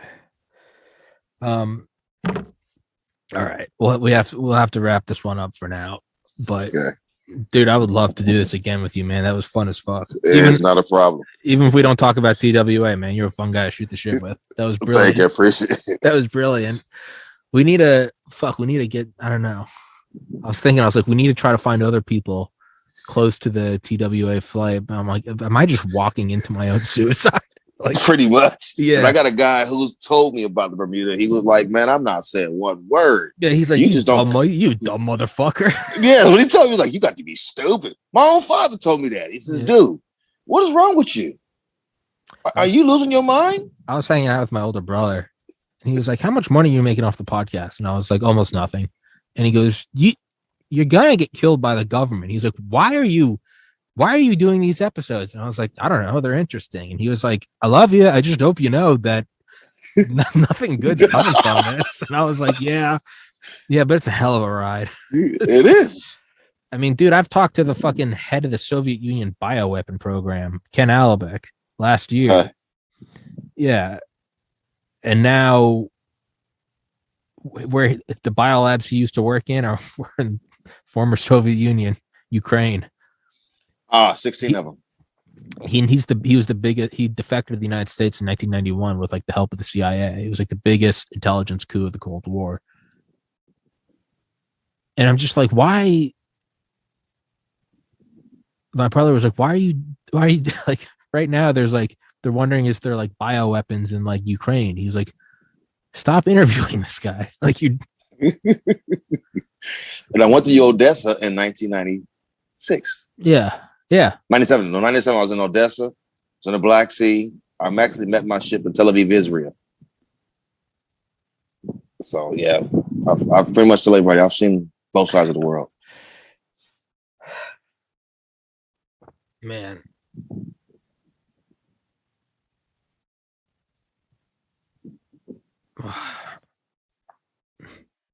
It makes you wonder. It does make you wonder. It really is. Above all else, aside from like the evil, if you just put the evil aside for a minute, it is all just so fascinating. I mean, just the most complex puzzle ever. It's like the book you can't put down. The book you can't put down. No, I told the guy that I was like, man, I gotta come out about this. He was like, about what? And I told him like this about 4 or 5 years ago. And then I told him, I'm like, yeah, man. I'm like, the government did this. He was like, oh, I don't believe it. Oh, whatever. And then finally, when I told him that I was coming all the way out with it, he told me after he saw the video with Stu, he says, wait a minute. I'm sorry. I thought you was lying. That lets me know that the minds of people in confusion. It'd be almost like I used to give them this theory. I mean, I believe in ministry. Like if Jesus turned the rock into bread, if right now I turn this rock into bread, you wouldn't believe it because you're telling me it's a bunch of magic, a bunch of trickery. You just don't want to believe it. As long as I keep that thought that you are not to believe it or you don't want to believe it, you'll never believe it. Yeah. That's the biggest fear. Yeah. It's not to believe. Don't believe. If you don't want to, you won't. And just head in the sand. It is, because his perfect example is Peter walking on water. Peter sunk because he had no belief. Yeah. But if you read the gospel further along, Peter had a lot of issues with his belief. And even when Jesus spoke to Peter and the rest of the disciples, he says, all y'all with such little doubt. Why? Because every human being has every little bit of ounce of little doubt. Yeah. A man that walks with Christ, that watches healing, watches everything goes on. And finally, here it is. He tells you that you're going to deny me 3 times before the rooster crows twice. And you do that, but yet you cut a man's ear off before that. You stop believing. It's easy to get you to not believe than it is to believe. Yeah. It's easy. Mental is a problem amongst life. But if I could play the mental game with you, let me give you the first game of mental. The game called chess, the oldest game in the world. It's nothing but mental. It's not physical. It's mental. Special warfare, special ops is not physical. Yes. It's mental. Ops. Yeah. It's 80% mental, 20% physical. Yeah. Fuck with your head. That's all it is. You're fucking with my head now. I'm sorry. All right, no, you're good. Dude, this was a fucking blast. I got to do another podcast right now, so I got to cut this one off. I would love to do it again with you, man. I'll text it to you when it's up. It'll be up sometime this evening. And if you've got any like social media or websites or whatever you want, just text it to me and I'll put it in the description. If not, then don't. And okay. Thanks so much for your time, man. That was fucking great. Thanks, Tom. I appreciate it, boss. I hope we can do it again. All right, brother. God bless.